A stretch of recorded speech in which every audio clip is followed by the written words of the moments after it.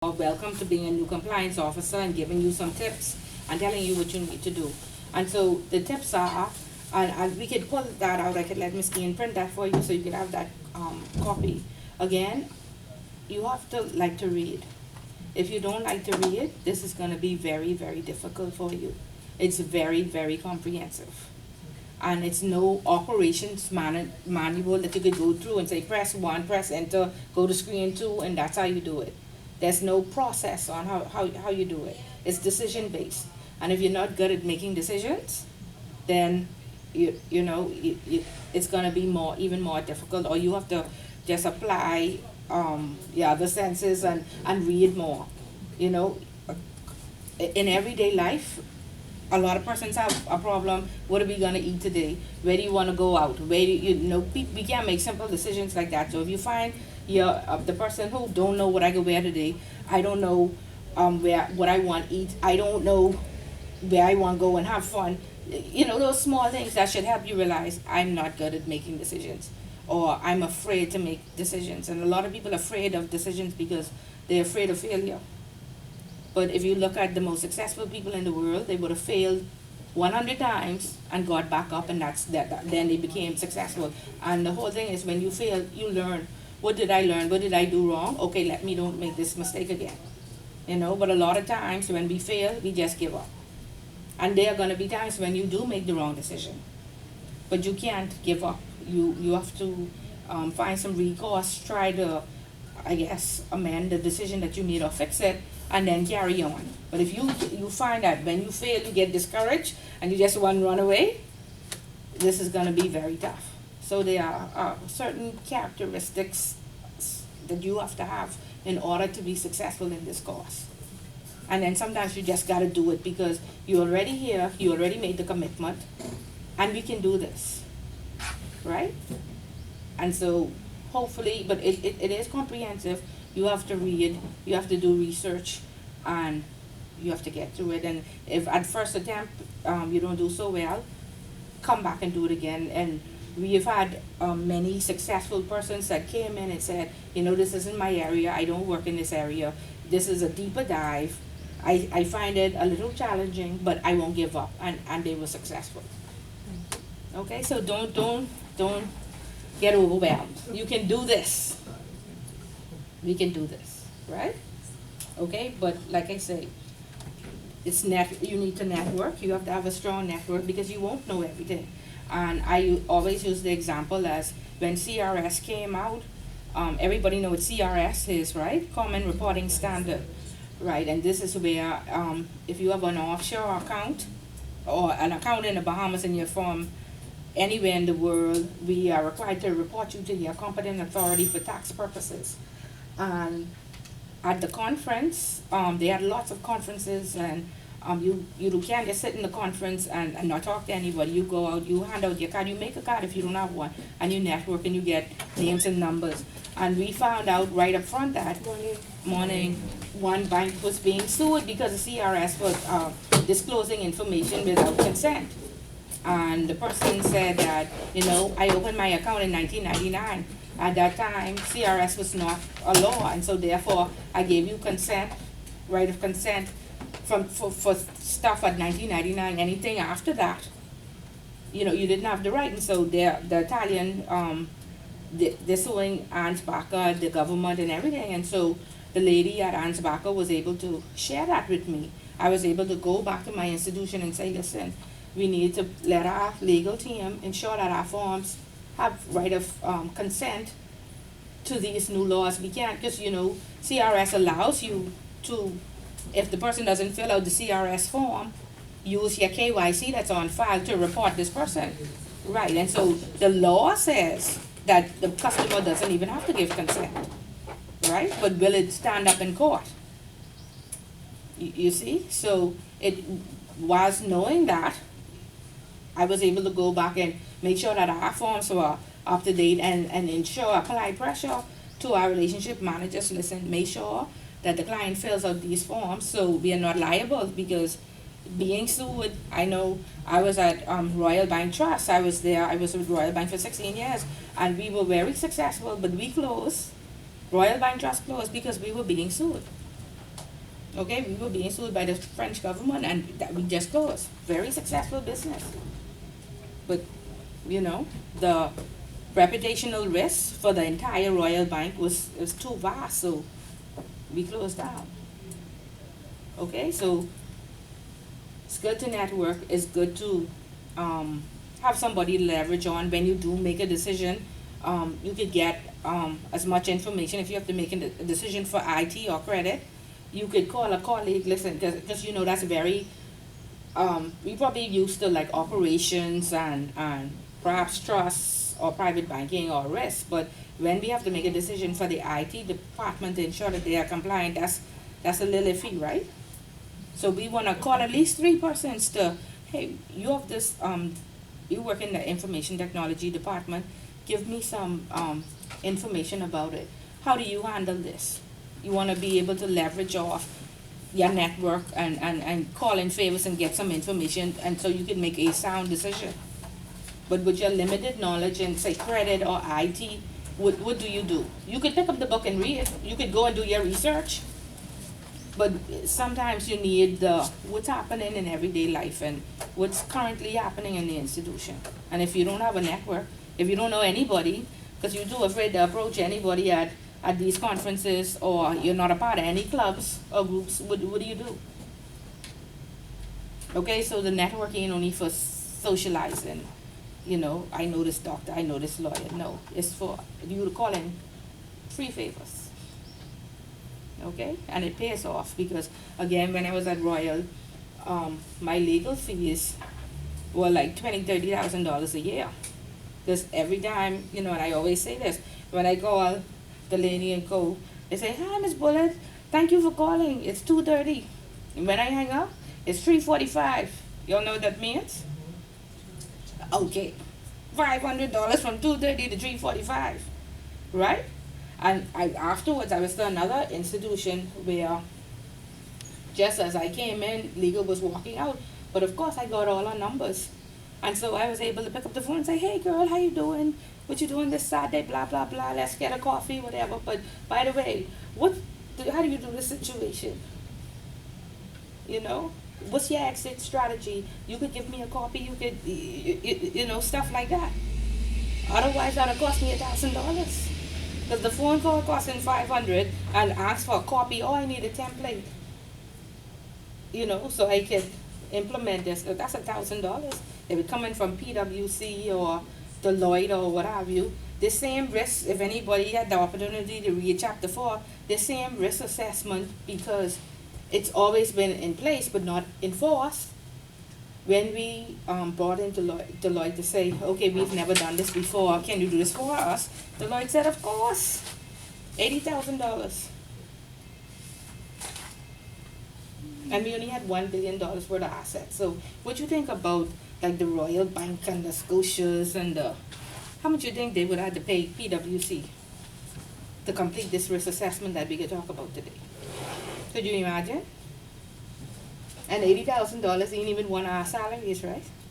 And this just was for one thing that they were gonna do. Okay?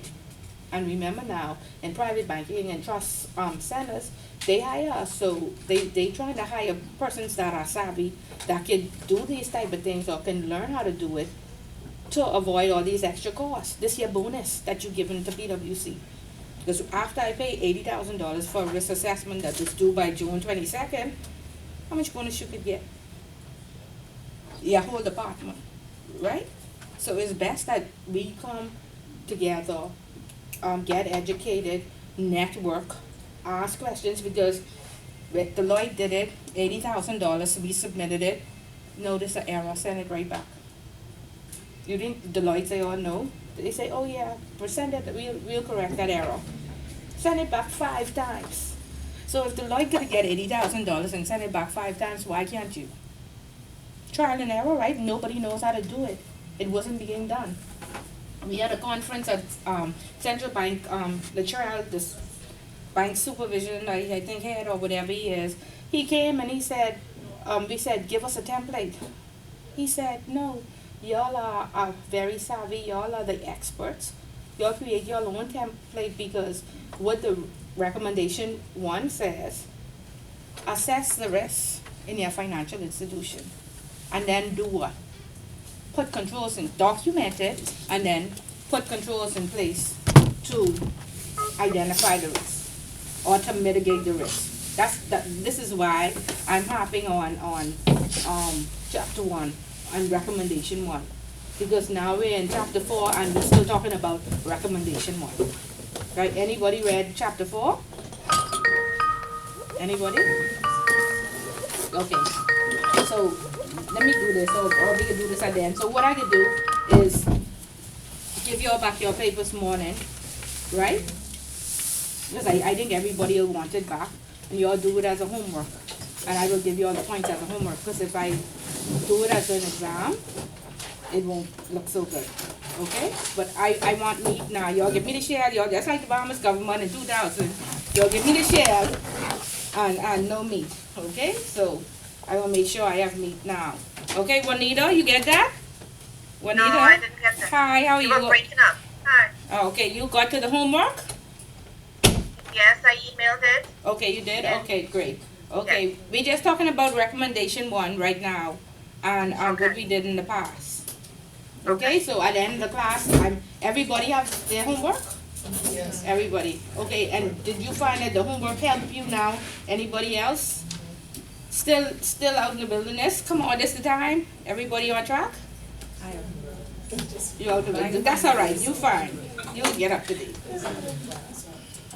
Still send me out in the wilderness. You're still out there somewhere. Somewhere. But you will catch on, try. I have faith in you. I haven't had a chance to really open the book too much though. Okay, but see, that's just it. You have to open the book. There's no winging this. You know that by now. There's no winging this. Okay? You have to read.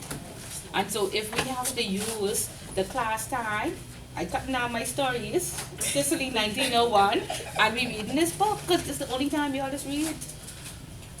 I just want to say something. Go The ahead. homework really helped me. Okay. I mean, I know I'm very sleepy this morning. Good. In fact, I'm exhausted. Okay, good. But I feel like if you were punishing us, initially when I started the homework, I looked at it and it looked like it was simple, and then I started to just, oh my God. You're like 2 weeks.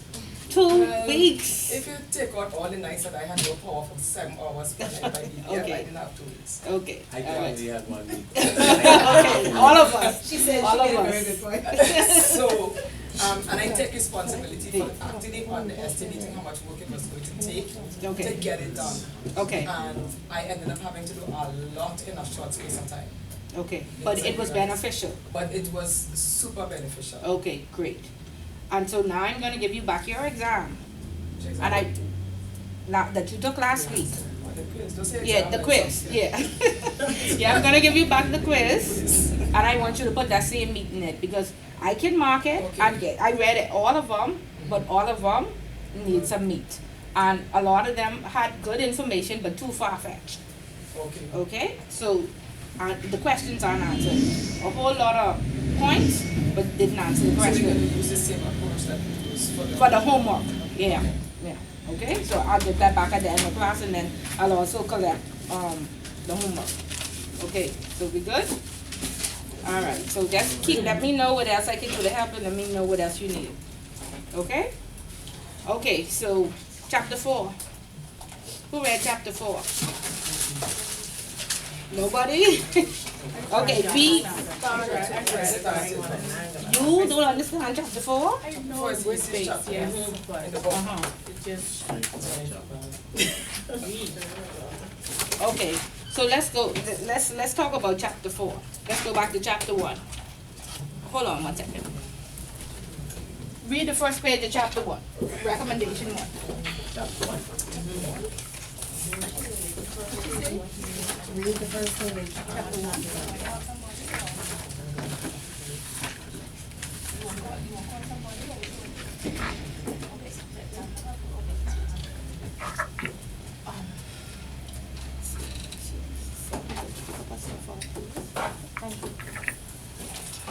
Yeah, so back to chapter 1. I think she's gonna call somebody to pick up. Okay, so page 5, what does recommendation 1 say? Countries should identify, assess, and understand money laundering and terrorist financing risks they face within a particular financial or non-financial business or profession. Keep going. The national risk assessment is intended to serve as the basis for the application of the risk-based approach within the private sector. It will also be used to determine higher and lower risk and assess and enhance due diligence or simplify due diligence. Once completed, national authorities will consider how broad the results are to be disseminated among stakeholders, as it may be too sensitive for public disclosure. It is envisioned that national risk assessment should be made available to the private sector to assist with addressing new and emerging threats and current AML CFTPF risks. Okay, so let's go back to chapter 4. Okay, so again, recommendation 1 said that countries, the whole point of risk, must exercise a risk-based approach. So what they want us to do, everybody knows that there's a national risk assessment. Remember the last time it was done in 2005, 15, 16. And again, based on our national risk assessment, that affects our country risk rating. And we know why we need our country risk rating to stay at medium high and not go to high, right? We know what happens when it goes to high. Enhanced due diligence is needed, a higher interest rate for borrowing, and all sorts of other negative things for the country, right? But what is happening with our national risk assessment is that all of our, back to the FATF deficiencies, all of our institutions or all of our laws weren't in place to encompass what the FATF requires. So what we did in 2018 was satisfy all those deficiencies. One of the deficiencies was that the law firms, the accounting firms, and the real estate agents are regulated by the Compliance Commission, and they have a compliance officer on board, right? So a part of their risk, this national risk assessment for the country has to come from the Compliance Commission, who is for the first time in 2019 just regulated these institutions, what we call it, the designated non-financial business places or professionals, right? So we get that. So imagine this national risk assessment has to have some input from the Compliance Commission, who has just regulated these industries for the first time in 2019. Some information has to come from the Securities Commission. Some information has to come from the Insurance Commission. Some information has to come from the Gaming Board. And again, gaming has only been regulated for how many years now? 3, 4 years. So imagine, central bank is okay because we've been around from, how long central bank been around for what? Years, right? 46 years. Okay, so how 46 years, I can make my contribution. So do you see how the entire country and the different various sectors, whether developed or not developed, has to make a contribution? So think about the person sitting in the central bank, they're okay because they done do this for 46 years. The person at the Compliance Commission, this is their first year. This ain't even a year yet. But they have to make a contribution to this national risk assessment. And so because so many sectors have to come together and make input, it's delayed. Okay? And so what I think they did some type of grouping where the Compliance Commission, they made a group with the central bank and they work together, and I think they have a working group. You would see the central bank created the analytics department so they can work closely with the financial institutions. The Securities Commission created something like a private banking department where they assigned an officer to each of the financial institutions, and so they have that hands-on relationship with getting this information, right? And then it rolls up into the Compliance Commission, all the insurance company roll up into the Insurance Commission, all the banks roll up into the central bank. We getting this, right? Yes. And then the commission itself then makes this contribution to the national risk assessment, right?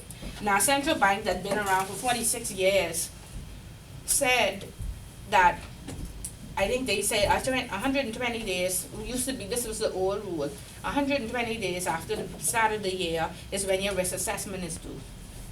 Again, it wasn't enforced, and if some institutions did it, some didn't do it. So even if central bank didn't have it enforced, what you think about these new people who just coming along? You know, it's the buy-in. Do we really have to do this? Will we really have a problem? Will we really get fined? You know? And so central bank had lots of industry briefings, updates, trainings last year. But even with all of those, and Deloitte did a lot, they were not able to give us a template. Because they said that we are the experts, everybody's business is different. And so the risk manager, as well as the compliance manager, needs to get together and design their own risk template or their risk assessment template for their business, and then submit it to the central bank. But when we do that, how do we now ensure that we are giving them exactly what they're looking for? Right, Because exactly. that's not And so, bad. again, remember, like, I don't know if you came in this conversation where I said Deloitte said I will do it for the $80,000, and they missed this. Again, central bank, as regulators, we've never enforced this, and so therefore when they see, like, they have all the banks categorized, and each bank has a relationship manager, and so the relationship manager will probably have the Scotia, the Royal, the Canadian banks, and they'll say, well, Royal had this in their risk assessment, and this is really required or relevant, and so I'm gonna tell Scotia that this is deficient, they need to add this in, you know, if it's applicable to them. So the risk assessment could be submitted at any time? No. The deadline was June 22nd. There's two. One is an AML risk assessment, that was due by June 22nd. The next one is a enterprise-wide risk assessment, and that's due by October. But if any of you have ever done business continuity plans, anybody ever done that? I haven't done it, but I've seen it. You've seen it? Yeah. A part of the business continuity plan is a business impact analysis. If you take that same business impact analysis and you use that as a framework, and because that tells you everything that your business does, just put a control in place for that. That should give you a starting point. You know, so various businesses, they outsource in Deloitte, PwC, accounting firms, anybody who's saying, yeah, we'll leverage off, what do? We go to Luxembourg, we go to Netherlands, we go to Cayman, where it's been being enforced, and we copy it, right? And we tweak it to our business. So that's what's been happening. Now, the credit unions too are just being regulated by central bank when last year, 2014? 2 years, yeah. 2 years? I think it's 2015. Okay, so really, and the credit unions didn't believe they had to do this. No. See, that's just like right now, I had one of the largest real estate companies in the Bahamas call me yesterday and say, I think we're required to have a real estate, a compliance officer, but I'm not certain. I said, you are required, you cannot, you cannot get licensed without this compliance officer. And they said, really? Are they really gonna enforce it? I said, yes, really. And they said, how much do I have to pay this person? And when I told them, they said, oh, no, somebody else is gonna, but that somebody else can't get approved, and a few persons have been on interviews as compliance officers, but central bank has to approve you. If you don't have the if you don't have the certification, you won't get approved. So that's another thing. Right, right, and so everybody, y'all should have seen last year, every lawyer in the Bahamas was in class, because they're not, the minimum you have to pay is like $50,000. They weren't gonna pay that $50,000, so they came to class themselves. They was like, I pay for ICA, but some of them may not get approved if they don't have no compliance experience. You still need the 3 to 5 years of experience. You see what I mean? Or at least some background that I came up through the bank, or I came up through the gaming house. Nobody could have come up through the gaming house if it only been for 3 years. So the gaming people 3 years ago too, they wouldn't budge past the $50,000. So it's like a buy-in, because now you see how regulation is expensive, right? 3 years ago, I didn't have to pay for this person to be on staff. Now today I do, or I can't get licensed. okay? And it ain't $50 more that I have to pay, $50,000 minimum, and that's just minimum. 50,000 is low for the kind of risk That's very low. that but compliance officers have to take. Right now, like I say, a major real estate company and asking me if they really have to do it. The risk assessment by the, I have 2 credit unions that say, they joking, they ain't give us no template, they ain't show us what to do, we don't have to do no risk assessment, fine. Two credit unions now, and that's only 2 that I know about. Now, I've been trying to sneak around and find out the fine, but nobody'd even tell me. But I can tell you it may be at least $100,000. But we also had to do it for the first time as well. Yeah, And we didn't- the whole and we industry. didn't know where to even start No. from. Stop. We just make Stop a risk it. assessment here, man. Stop They're it. You all did not have to do it for the first time. You all want me to pull the law to Well, show you all that's how true. long. No, you're right. You all You're get right. away without You're doing right. it. They were enforcing. Forcing. Ah, Enforcing. there you I mean, it's go. not as if we weren't doing There you go. anything, but it wasn't. I should say it wasn't as structured as it could have Yes. been. And to the be as deadline was effective as it should right. have. Because we missed the deadline for many years. The only one I'm familiar with is the enterprise-wide risk. Because from an Assessment. internal audit standpoint, that's what I used to do Okay, on an annual basis. okay. But this other one, AML one, I'm not. It's the same thing, Same thing. because if you're doing the enterprise-wide one, Same thing. compliance is a department. Yes, same thing. So compliance is a department, finance is a department, credit is a department. So you would have to have a compliance portion in there, Yeah. you see? So all you do is take that compliance portion out and develop it, that it's standalone as my AML one, and submit that. And then after they see all the credit union ones, then they say, okay, yours deficient because national workers have this in it, you don't have it. You see what I mean? So they on a learning curve as well.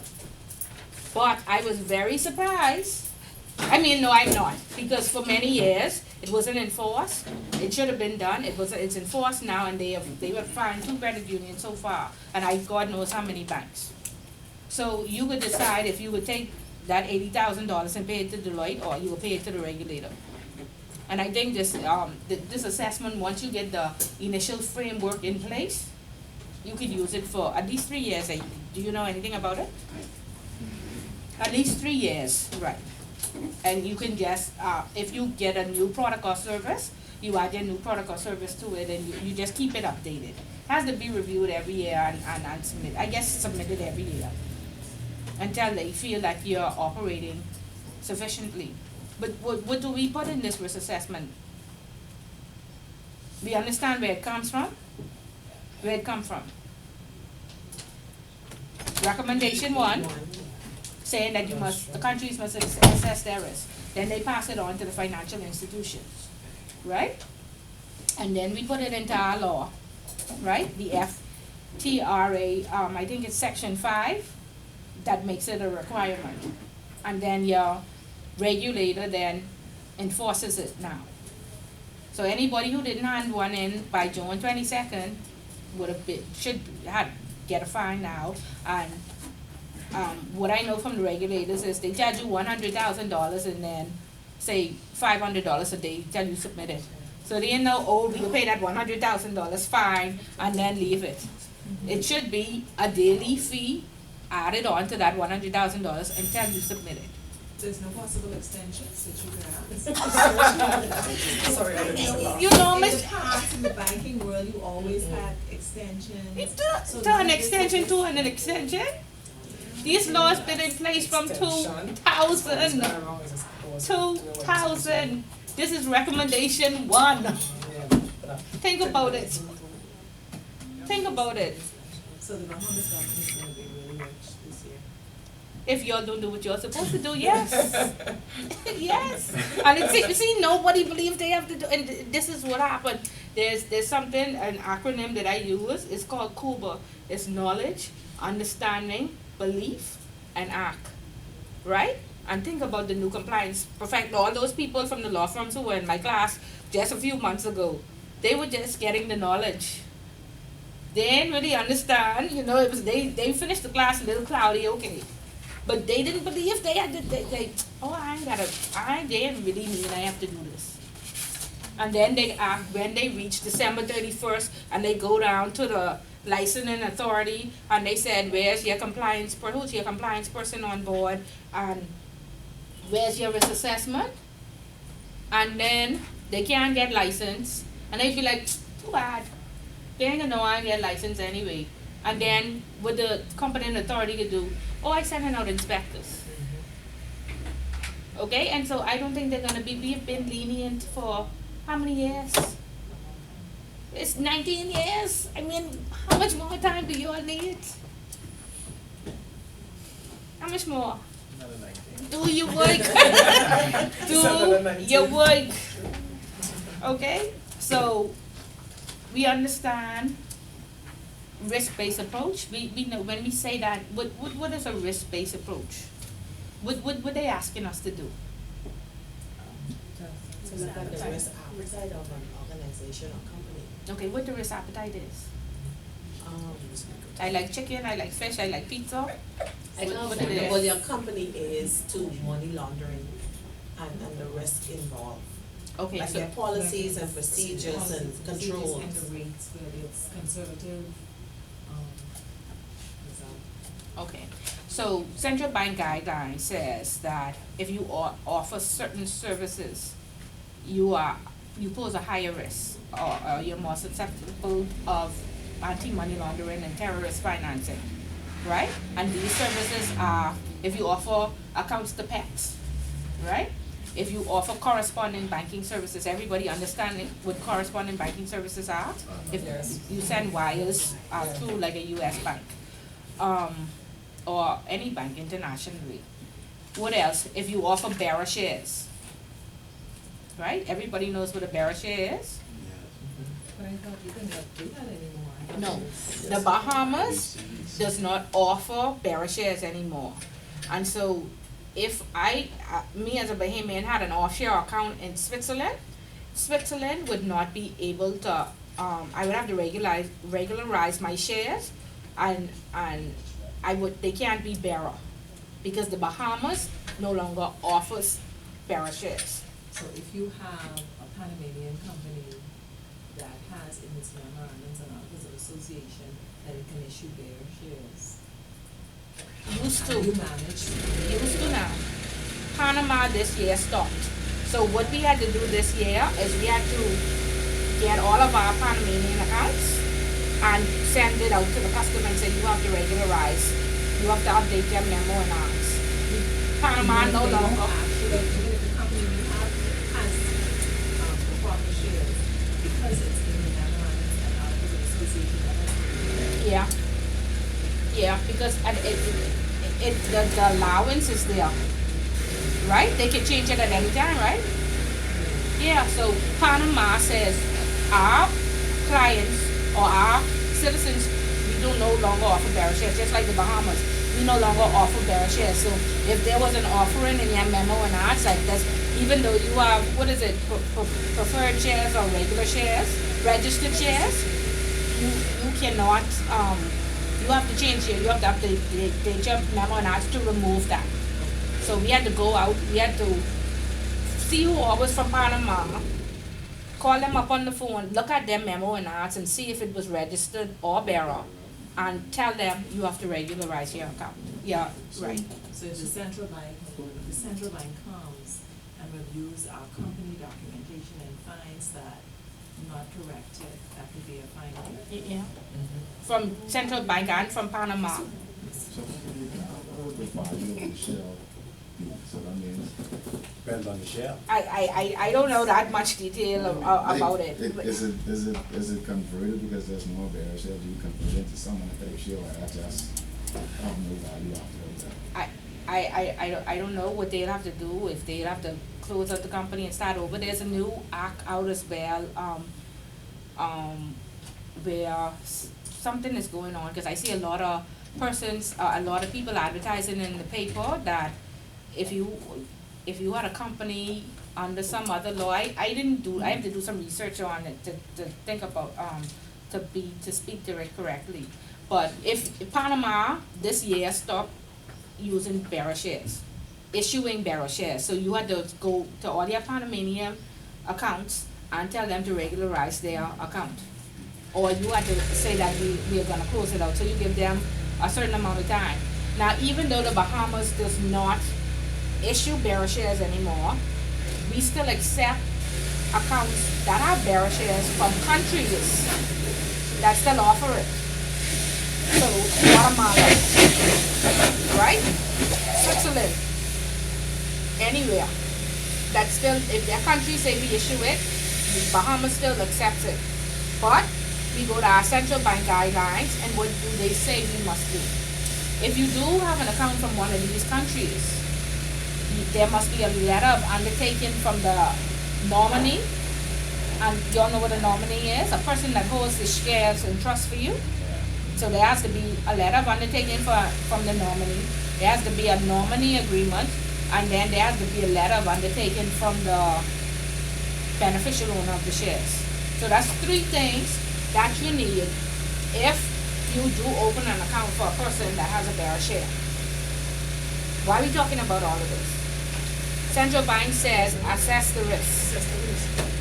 Know what products and services that you offer. We offer services to countries, or we open up an account for persons that countries offer bearer shares. So if we have a bearer share account, in order for that account to be compliant, what must happen? We go to our central bank guidelines, and it tells us 3 things. You need a letter from the beneficial owner, you need a nominee agreement, and you need a letter from the holder of the share. That's your control. And then when it comes to inspect, they ask you to see all of it You see all of for that. every single client. Right. So this is how my risk assessment starts. I have one column that says this is the service that I offer.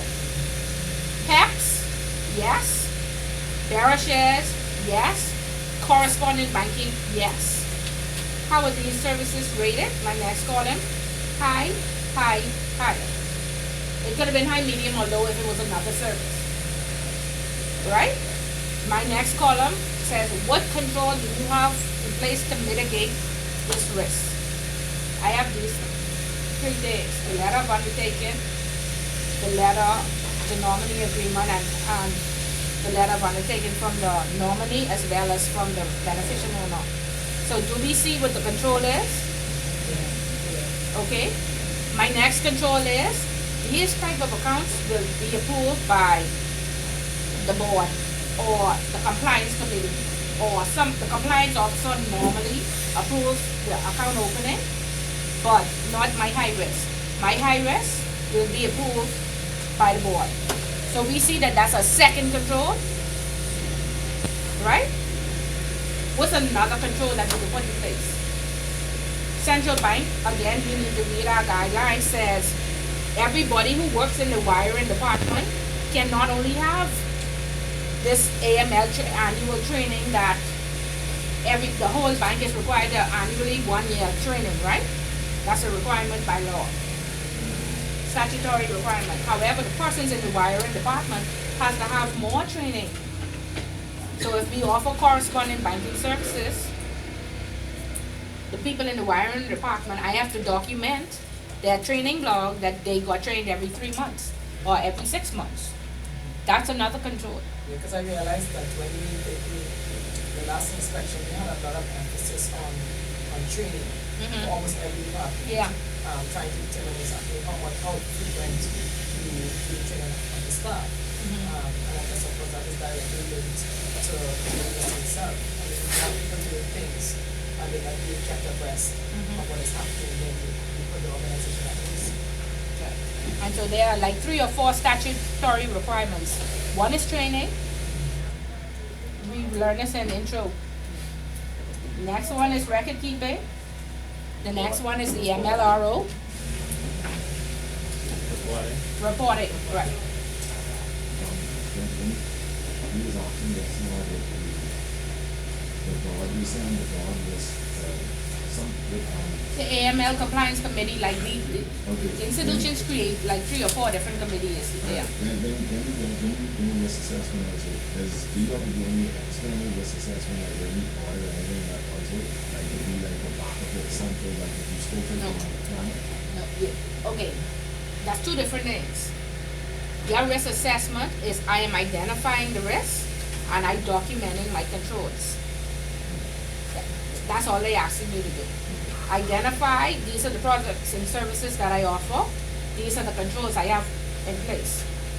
Right? Your audit is completely separate from that. Yeah. But if you had a good audit program, just how I say you could use the business impact analysis from your business continuity plan, you could use a previous audit that you use to put in your, you know, at least that would identify your higher risk services.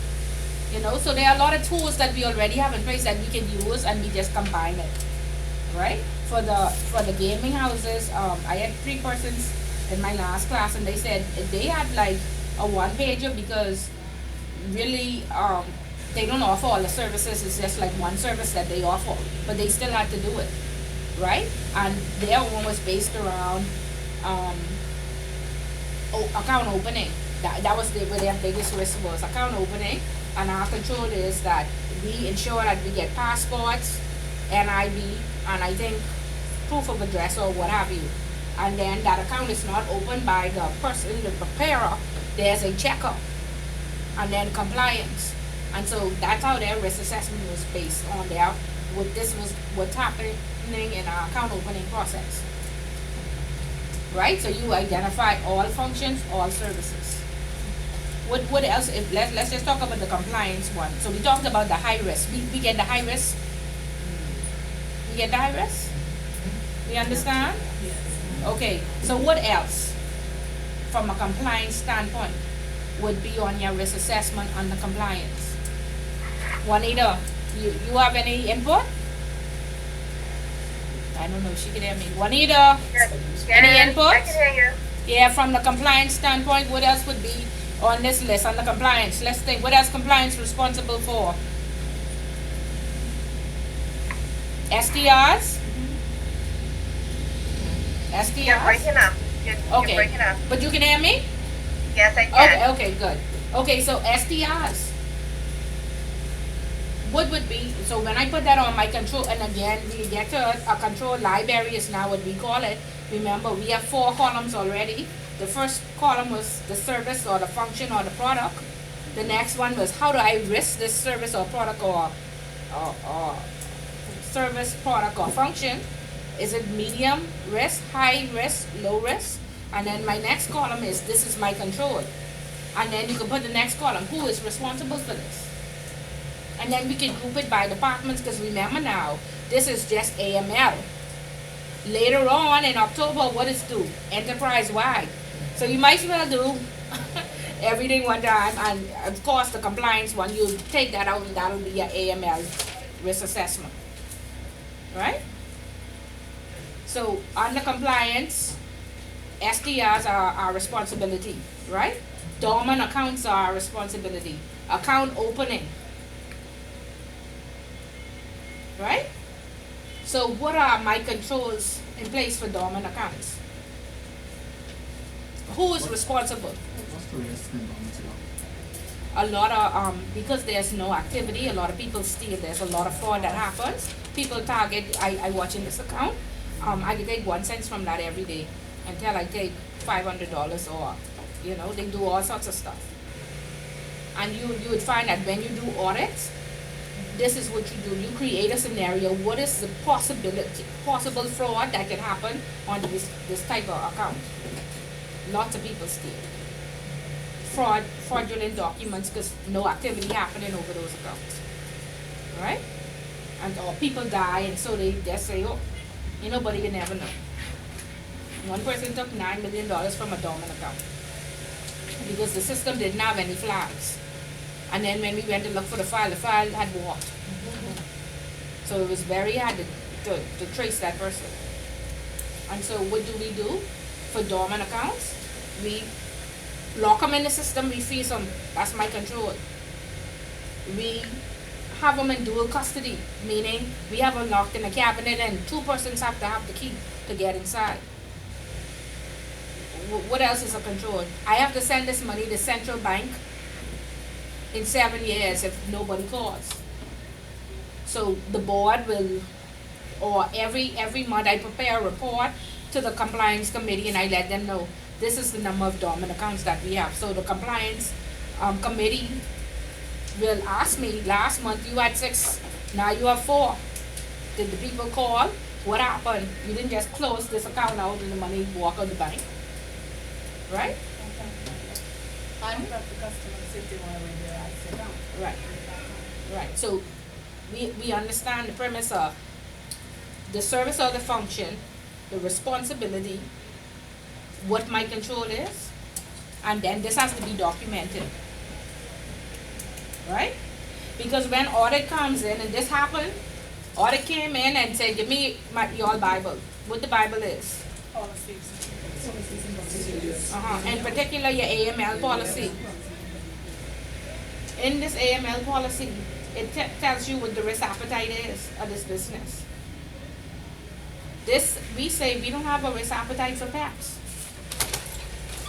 Right?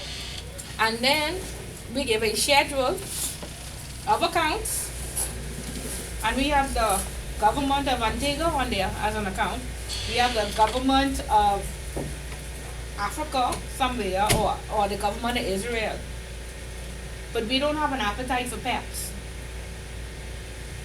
So what that mean? Explain that to me. We don't accept them as a customer. Yeah, but we have 3 accounts. We have to have something in place to Because of track those- those PEPs. Hmm? PEP accounts. We have to have something in place to show that we're monitoring and tracking what's going on. And But remember now, we said, this is the whole point. We said we don't have an appetite for PAPs. but unfortunately, these accounts were in the system for decades, so we can't just pick them out. Yeah, but you have to change your risk appetite. You cannot say, So you have to account for if you no longer, you have to de-risk. Anybody know what de-risking means? Yes. Close the account. Close the account and call the customer and say, we And that have, takes time. yeah, but That you being audited. You being audited, Policy. right? You cannot have a conflict against your policy. If they've been in the system for 10 years, they've been in the 10 years, you won't action them. Okay, so my whole point, yes, so my whole point is, Change the policy. you have an appetite for PAPs then. That's what my point is. Appetite. You shouldn't say that you don't have a But pep you actually have people who appetite. are You have peps. customers, yeah. The central bank doesn't require us not to have PEPs. No, no. Okay, we talking about risk appetite. Because or be honest, you're getting a fine if you don't be honest. Okay? Because your policy has to reflect your institution, your risk assessment. That PEP, you saying your risk appetite, I don't have an appetite for PEPs. But here you have these 4 PEP accounts. You already submit your risk assessment to the central bank and no control in place for PEPs. Okay, so do you see how you only getting fined, you going home because compliance does not know what they're doing? Or compliance doesn't have sufficient training. And this is what happens. When they do these reviews and they see these type of things, they say, let me see all the resumes for the compliance department. All. And you know, this the Bahamas where our church member and our cousin and friends, lovers and family hire us. So when we see these resumes, no, that person has to go. But even if you do have those issues, they ask for so many things. I mean, even if you don't have those issues, they can just say, I want to see the resumes for all Yes. senior management, Yes. which is what they did last year. Every senior management, I need to see the resumes. And then they will have random requests for resumes. Can I see the resume of the internal audit? Yep. The things that you least expect them to ask you. Or can I see the resume for the chairman? Yeah. You know, so that they can do sometimes this spot checking Right. to see. So Yeah, so my whole point is, your policy cannot conflict. And a lot of times, see, we don't read, we in the compliance department, but we don't know, nobody know central bank guideline and nobody definitely know their AML policy. Right? How do you know if there's a conflict? All you know is that's 91 pages, right? And you're reading that, because that's 91 pages. But you would be very surprised how long these policies been around and have not been updated. For the last 10 years, nobody updated, nobody changed it. And we wait till audit come in and then we shock. Because we are very reactive rather than proactive. So read Bahamas, read. And then what I find happens, not just where I am, but outside of where I was before and the other places, the business model of organizations change. 10 times. And they just continue to operate The same policies same and thing. procedures. Same And that thing. is just so very risky. The next thing too is even with these clients and our account opening forms, nobody update them for 10 years. And that's why this man can sue and say, I signed those account opening forms in 1999. Everything should have an expiry date. Laws have changed. So therefore, last year, legal should have been on the ball that all our laws are changed. We have to do an assessment against our account opening forms to see if we are covered. Don't wait till we are being sued. You know? And this our job as being compliant. Another thing we had in our account opening forms is right of offset. Everybody knows what right of offset is? Okay. If you have a credit account and you have a savings account and your credit account is behind, I can order everybody who signs a signature card. If you read the back of that signature card or those account opening forms, it says this bank has right of offset. I can debit your savings to cover your checking. I can debit your savings to cover your loan, right? But there are a type of accounts that are called SACs, segregated. Oh Lord, segregated. You Google it. Yeah, a SAC account, right? And so the SAC account has a law that says there's no right of offset, right? So a SAC account would be like Segregated account company. segregated, no, something else. Look for Bahamas, put SAC, That's what came up, Bahamas segregated account company. Okay. SAC formation of Yeah. benefits. right. So let's look at a C file. And a C file offering different types of bonds and shares. So that C file went down to Scotiabank and opened up an account with Scotiabank. This account one for my Bitcoin, account 2 for some performance bond, account 3 for some investment, right? If that Bitcoin account, which is very risky, defaults, everybody loses their money, and for some reason the account goes overdrawn, you cannot debit the other investment accounts to cover that Bitcoin account. That's what the law says. But every bank has, I have right of offset. And so therefore, in your account opening forms, and people just sign, because again, the terms and conditions are 90 pages long and nobody is read that. You find yourself in a lawsuit because that Bitcoin went belly up, and so I debit the next account to cover that. And that was against the law. But we fighting and saying we have right of offset. So do you see another legal battle? Do you see another compliance going on? Do you see another issue that if you don't know what your terms and conditions say, you will get into many problems? Okay, so don't take on these positions if you don't like to read. And if you are responsible for compliance, this is what you do. Read all your forms, read all the terms and conditions, see what's missing. Another incident is where, when you open an account, you have to create a profile, right? The forms was from 2003, because you could look up in the corner and you see Yeah. 2003. Did not ask the right questions. And so therefore, you have 800 clients that you didn't ask the right questions to.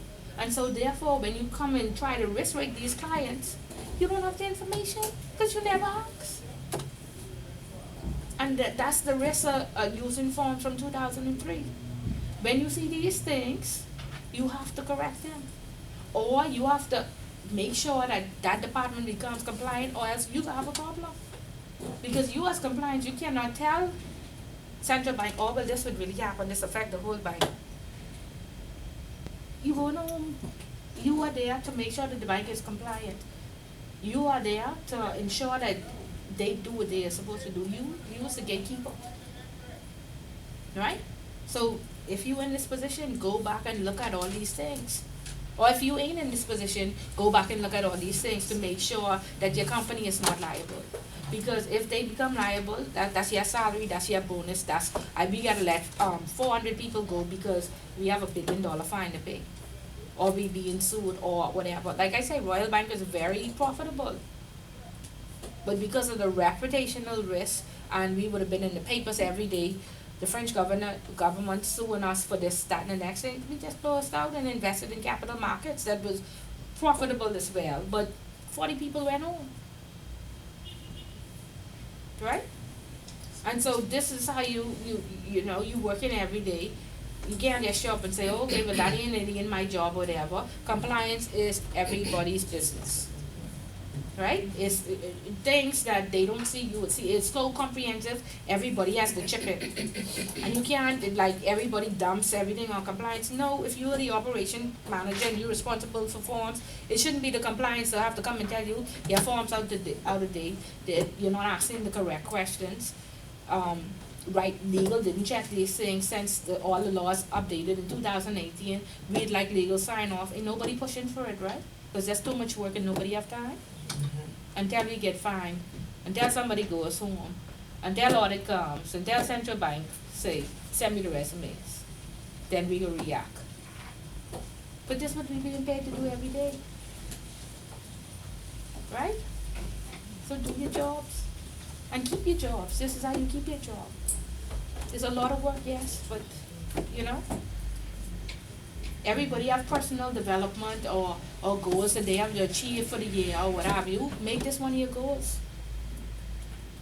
I looking at our forms are very deficient. I looking at the date on anything that say past 5 years, need to go in the garbage. Because everything has changed. Okay?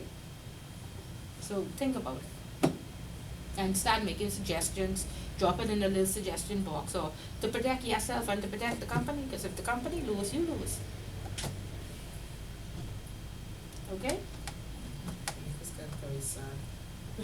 So serious, so quiet, the class. Yes, Everybody's like, yes. okay. All right, so we have an overview of this risk assessment. We know that they serious, no more breaks. Get in your pocket now and pay if you don't do it. Central Bank will get a big bonus this year.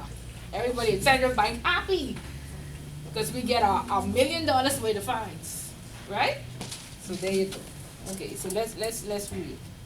And like I said, no more conflicts in your policy versus what you're doing, and you can't just say we had these accounts for years. No, then you have to amend your appetite, or you have to show where you've been trying to de-risk these people, and you can't be trying to de-risk them for 5 years. Because you have to have an escalation strategy and an exit strategy listed somewhere in your policy and say, when we can't reach somebody, this is what we do and this is how it's done. Okay, this is how we exit this account. We make the first attempts, we send them registered mail, we have all this documentation, and if they do not respond in 30 days, we send a check to the last known address. And the account is closed. And that is what we had to do to governments. Okay, and those governments were not responding because they cannot open an account anywhere else in the world because they were blacklisted. And so therefore, they knew they had that $10 million with us, but nobody else would take it. Okay, so that's what we had to do. You good? Okay, let's read. Nobody read for a very long time. Chapter 4. Chapter 4. Risk management. A risk-based approach used by a company depends on the company's risk appetite. The risk appetite is the approach the company takes to risk. This means that all levels of risk should be assessed. Obviously, the company should take note of the risk indicators when conducting business.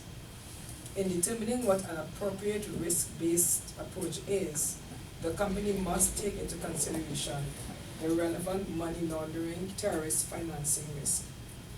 A risk-based approach is one in which controls applied to each area are proportionate to the degree of risk that exists there. Degree of risk is measured by the likelihood that a particular risk will materialize combined with expected damage to an organization if it does not materialize. To assess money laundering, terrorist financing risk, a company has to perform a money laundering terrorist financing risk assessment, which should be consistent with other operational risk frameworks deployed in the business. To conduct a risk assessment, the company must establish a risk methodology. Okay, and that is key, because a lot of times, things were just passed down to us and we cannot explain it. One good example is like our risk rating, where we risk the clients, high, medium, or low. Can we really explain it? Do we know the methodology? We get normally the country risk index from the Basel Committee, right? The Basel Committee is update their country ratings every year. Have we updated every year our risk rating? Have we checked it to see that none of the countries' ratings have changed? Or no, that's the same country rating from 2003, right? Can we explain every category? What does it mean on normally you have a service offered. If you offer trust accounts, that person should get a high risk rating in that category. Not overall, but in that category. Right? And then there are like 10 to 11 factors that tie together to add up to your overall risk rating. Can we explain every factor? Can we explain where we get the country risk rating from? Where we get the services, product and services rating from? Did we just pull it out the air? Or what's our source document? How many categories make up your risk rating? Use the compliance. You should know that there are 10 different categories that make up my risk rating. There's a possibility that if you get between 20 and 30 points, then you're low.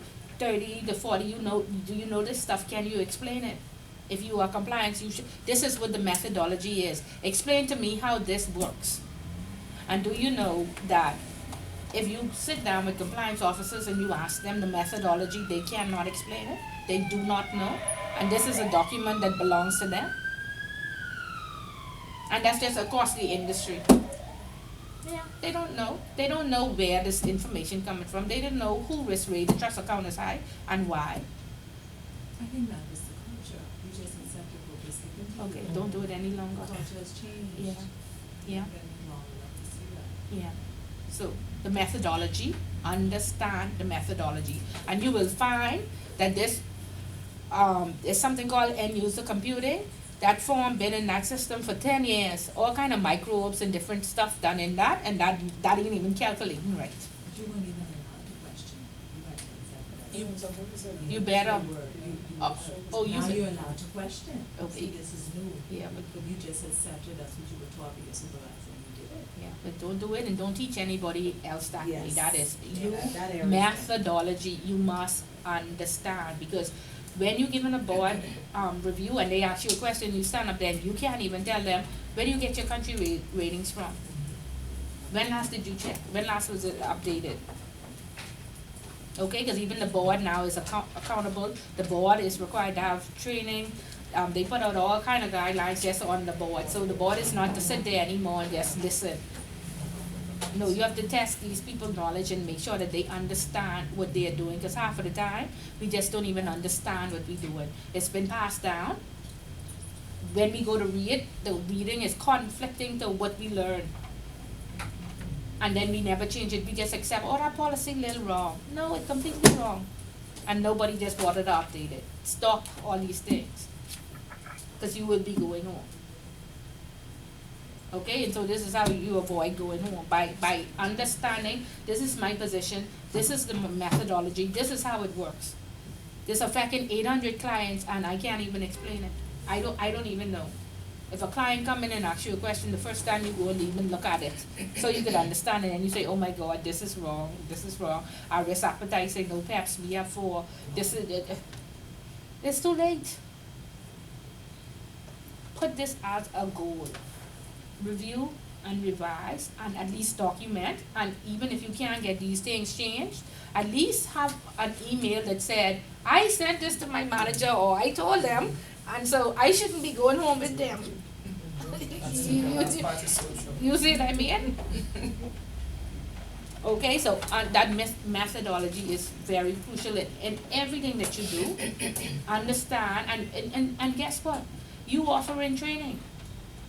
How you standing up in front of your entire organization and training people on something that you don't even know? Sorry, you don't even know. And we have people, I am telling you, we have had persons stand up and train newcomers, entry-level persons, and complete garbage. Complete. Is it a requirement for compliance officers to like lead in-house training of Yes. staff? If you don't have a training department, of who else?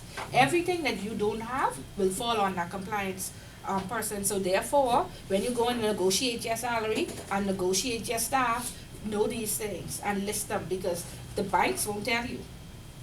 When training is due, when what are you doing, or when's your next training, or central bank will come and say, send me your training logs for the year, and nobody have none.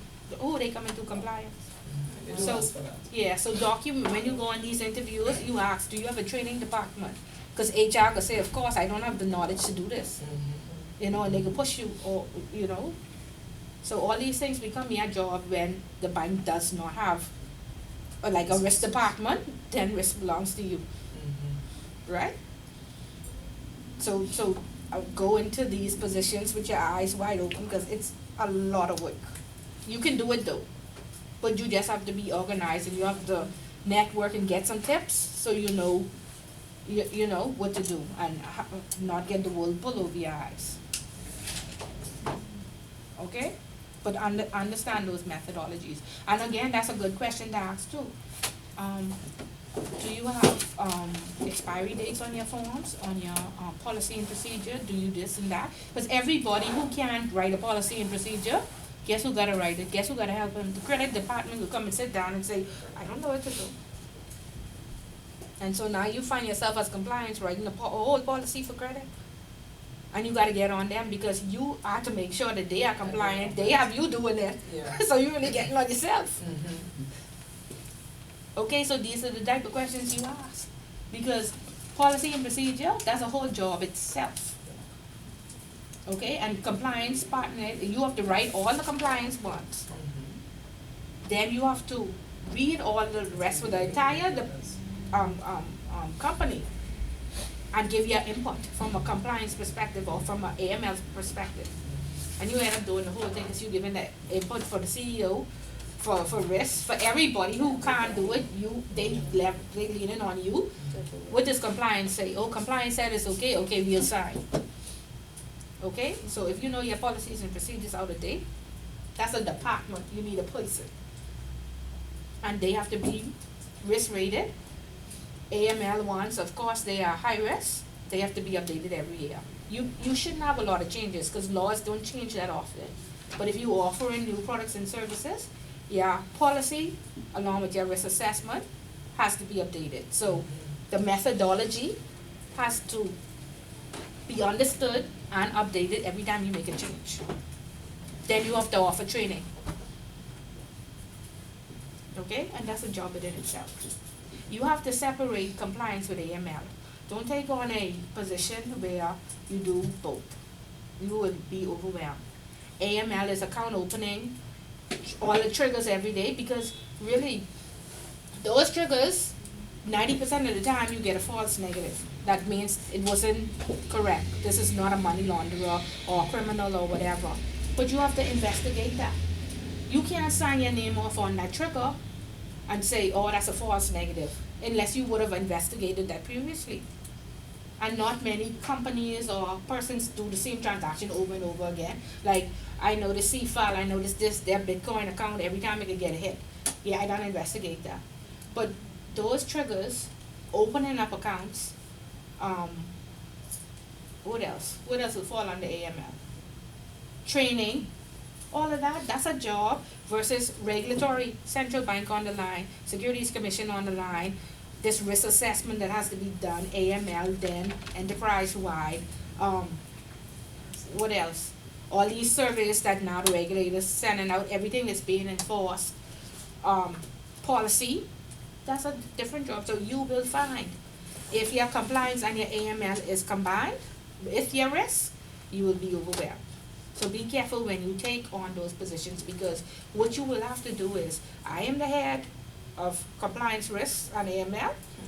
I need a senior person, one person, this person will be regulatory, this person will be AML, and this person will be risk. If you try to do it on your own, it's impossible. Especially where it's just being enforced at the credit union, and we never do this before. We never do this before, so everybody on a learning curve. I feel sorry for them because taking into consideration people who've done it before, it's just so it's so difficult and it's so much. Yeah, and this your first fine. I don't think that you will make it to your second fine. I don't think so. You're very lucky if you do.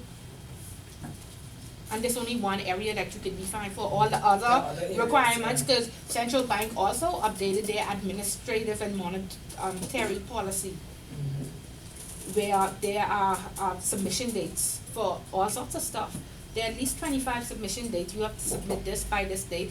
Every Wednesday you have to do the reserves. Every day, and you are compliant. You have to make sure that these things are compliant.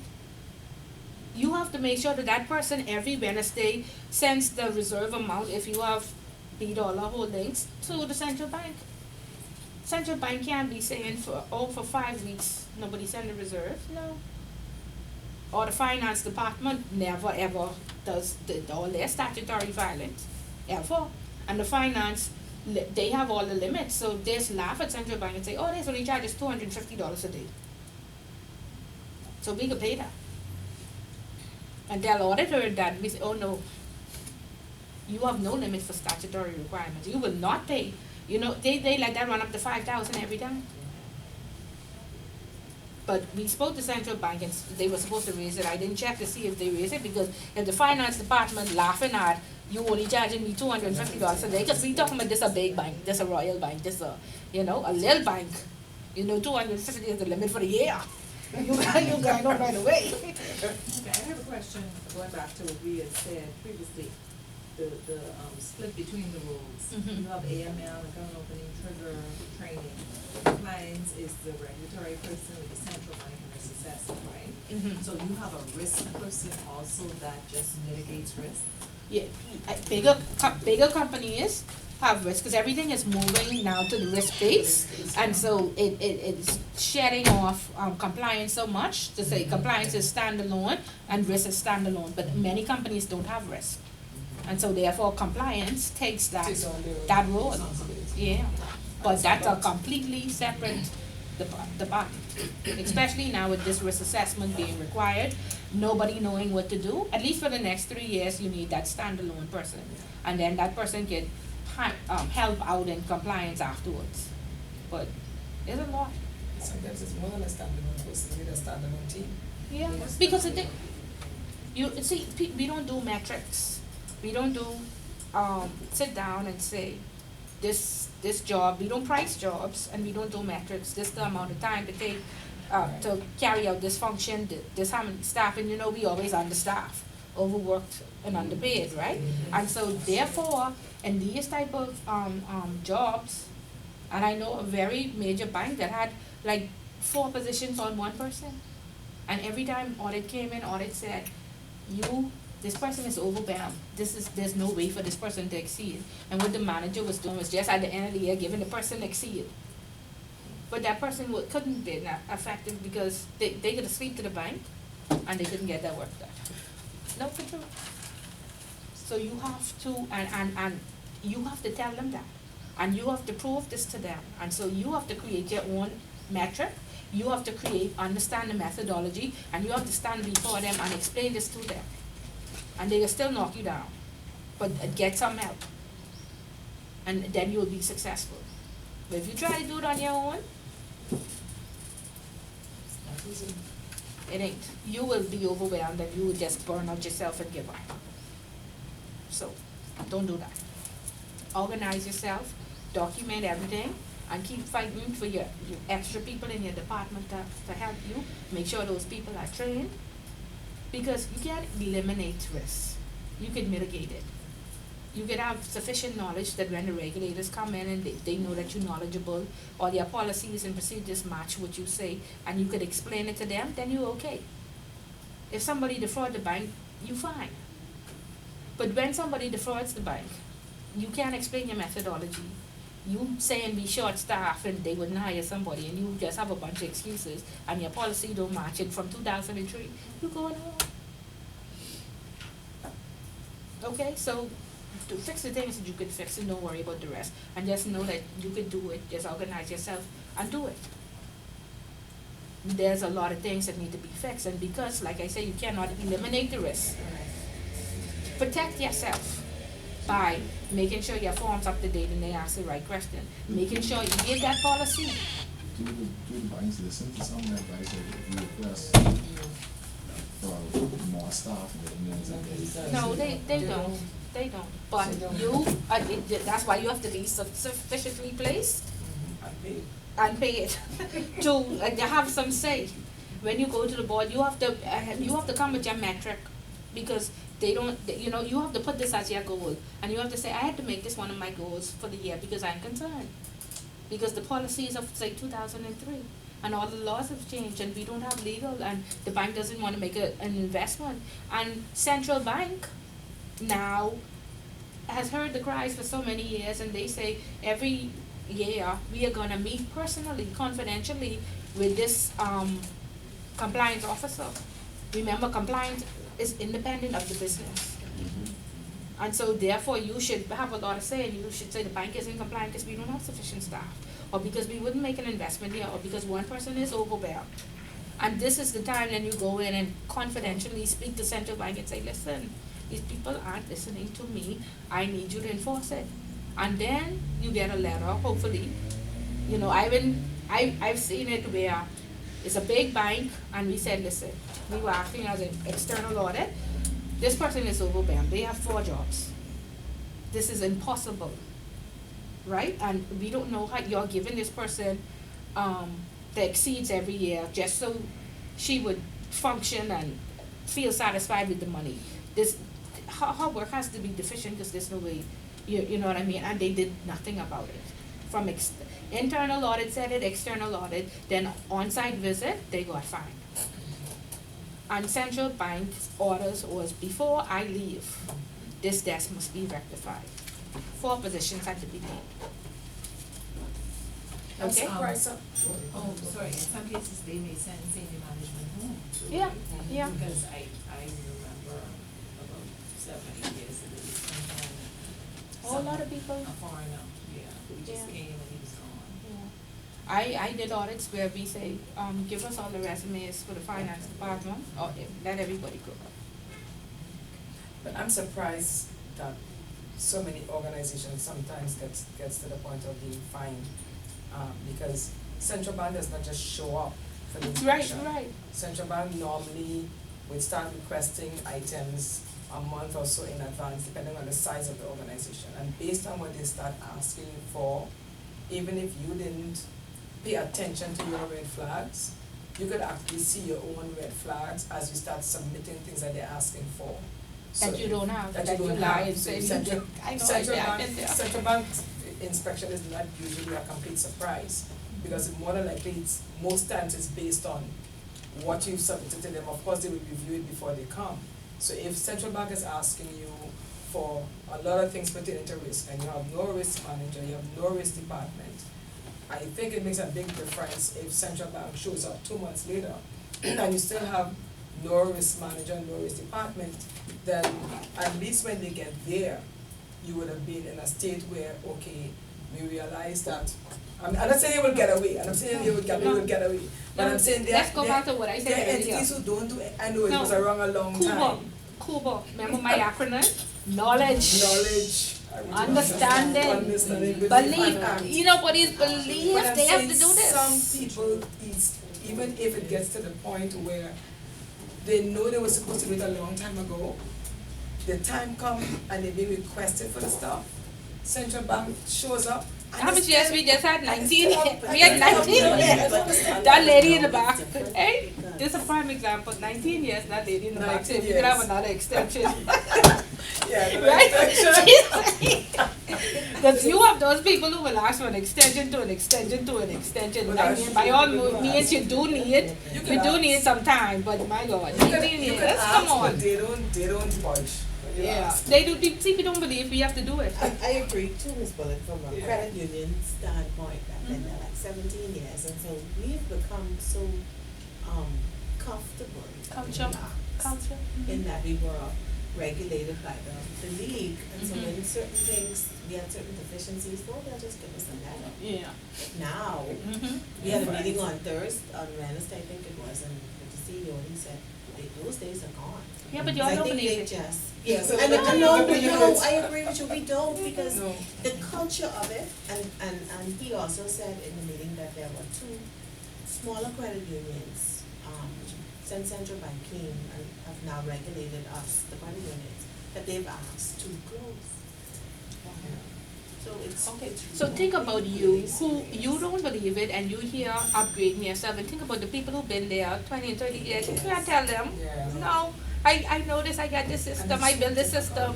They don't worry, we can pay the bills fine, we can be okay, those days are gone, That way. those days are gone. Okay, so right now, I guess, people don't even, we ain't even at the understanding level. We just fighting this and say they ain't mean us, they mean them. So y'all go through the motions and hopefully, y'all covered in the blood and God will provide. That's what you're we're right, staying on, right? You're right, because there are people who've been in the industry for so long and been doing it a particular way. And they lasted, yeah. You have a difficult time getting them to believe that they should even do it different, even though the law says they should do it different. Change, yeah, very, very difficult. Very, very difficult. Yeah. And then they get the people to put the money, regulation is very expensive. This does wipe out your bottom line. Private banking has ceased, completely closed. Like I said, we went from 17%, 20% GDP, we lost 17%, we had 3%. That's because it's expensive. Yes, Okay, because like we say, bring on this compliance officer for $50,000, and then we just find out that you need 3 of them, and they need staff.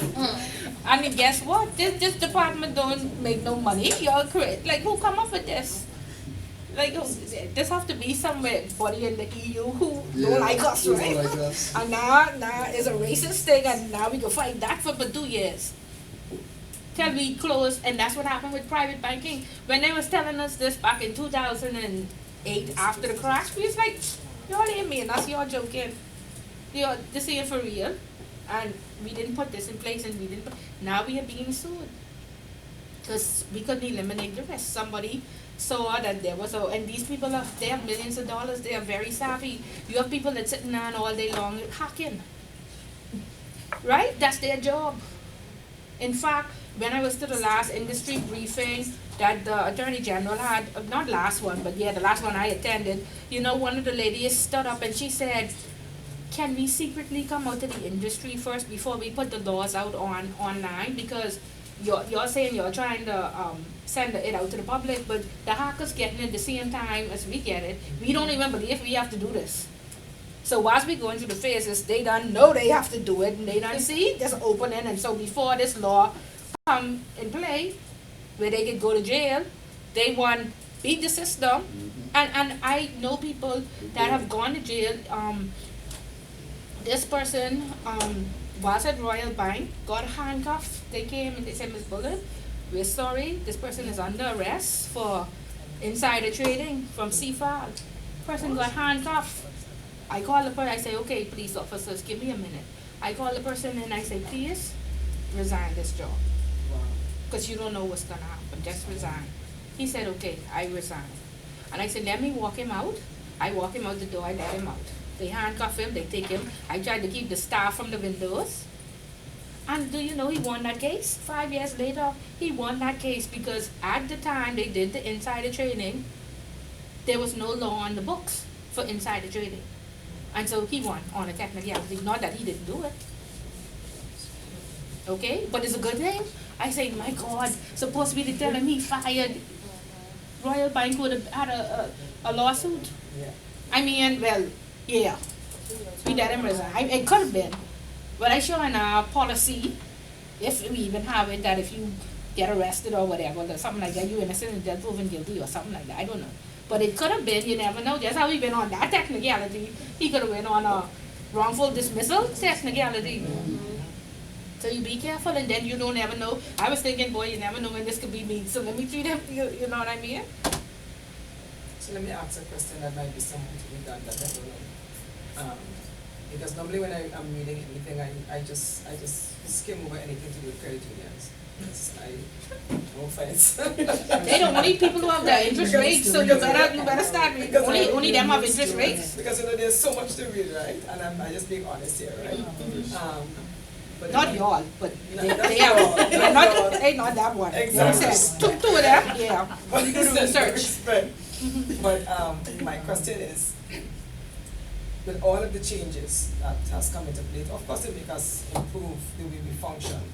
And looking at credit unions revenue versus like a big private bank, again I say it's like a silly question.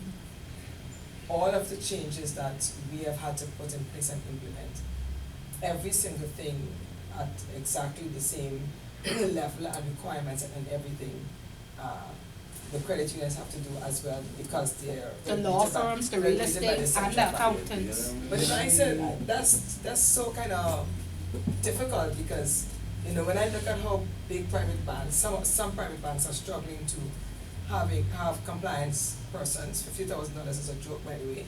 To have compliance persons, in fact, a compliance team, as you know, we have a whole compliance team, and it's still not enough because we are a big entity, right? And then a risk person, which probably is we have a whole risk team, and it's still not enough, right? And I'm thinking of a credit union now having to, have a compliance person or compliance team and risk and all the expenses of the organization to do exactly the same thing. And I was wondering if their requirements need to be as stringent as a private banking in terms of the different spaces in which they operate, even though it's still in the financial sector. Are they going to be exposed to as many risks as a private bank that is doing business internationally? Because all of the credit unions, to my knowledge, a lot of what they do is local. Yeah. So why should they be, and that's something that I always had an issue with. Again, that's why they say we do not give you a template, you assess your risk based on what you offer. So they won't have the securities and they don't offer all those extra stuff, so they don't need, but they still have the PEPs and stuff, so it won't be as expensive. But think about it, two or three credit unions. No, that's fine, but remember now, we don't want to look at the surface, let's look at the bigger picture. Okay. Who customers that these credits, first of all, credit unions just have an uprising because they're the only ones who have interest rates and they don't charge these ridiculous fees that Royal Bank and Scotia charge. So there was a bank run, right? Yeah.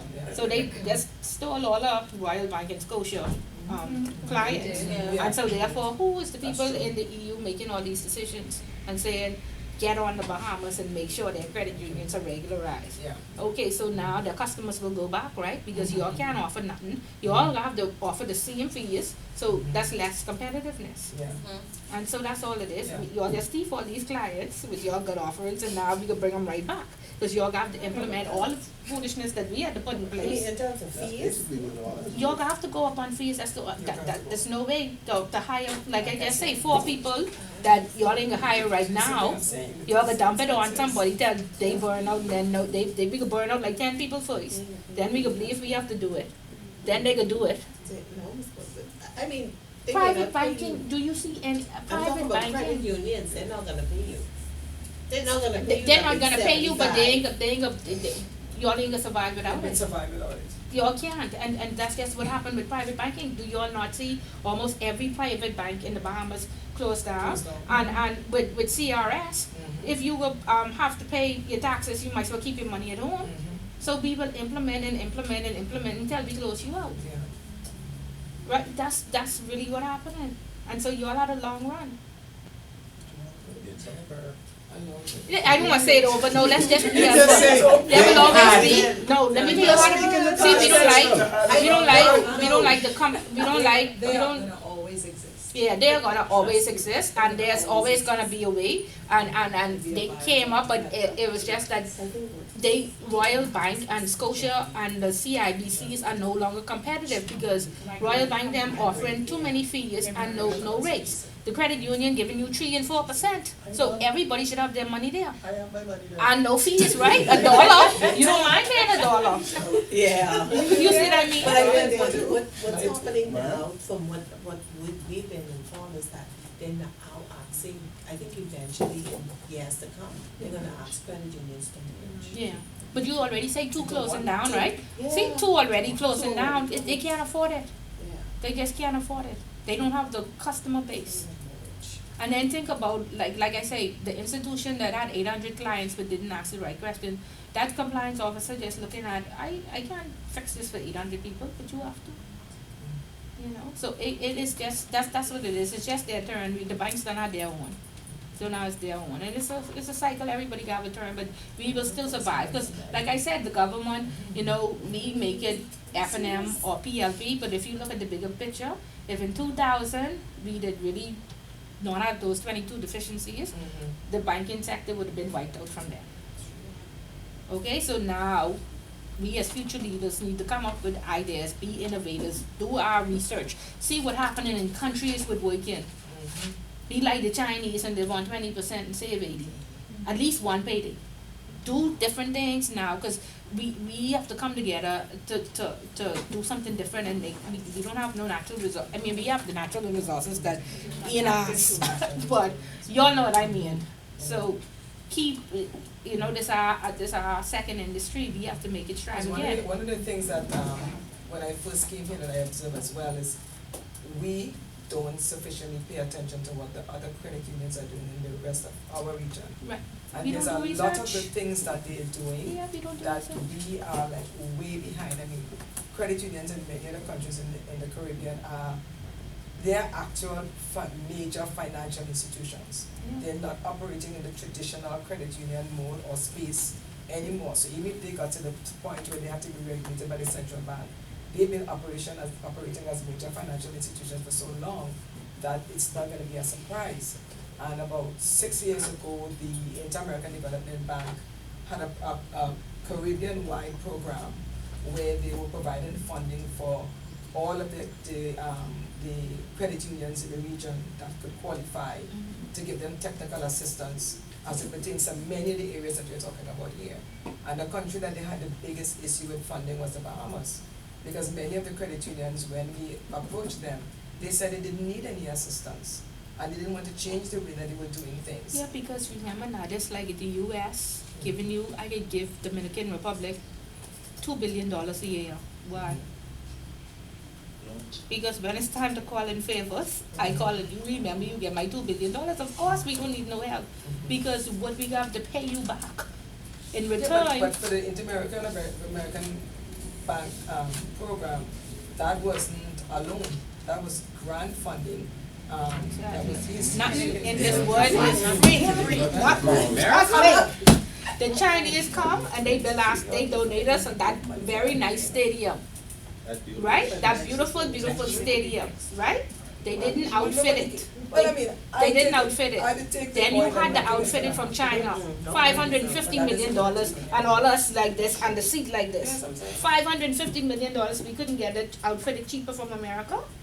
Ms. Bullen, That was a gift. I take your point. That was a right? gift. I take your point, but No more gifts. But we all know that nothing is for nothing, and if we take the Okay. approach that we're not going to take anything from anybody, then we're not going to improve. Yeah, but we just are have to qualified. assess. We just have to assess what you're going to take and who you're going to take it from. Listen to me. I love Royal Bank because Royal Bank, you know, I worked there for 16 years and some very crucial milestones in my life I accomplished through working through Royal Bank.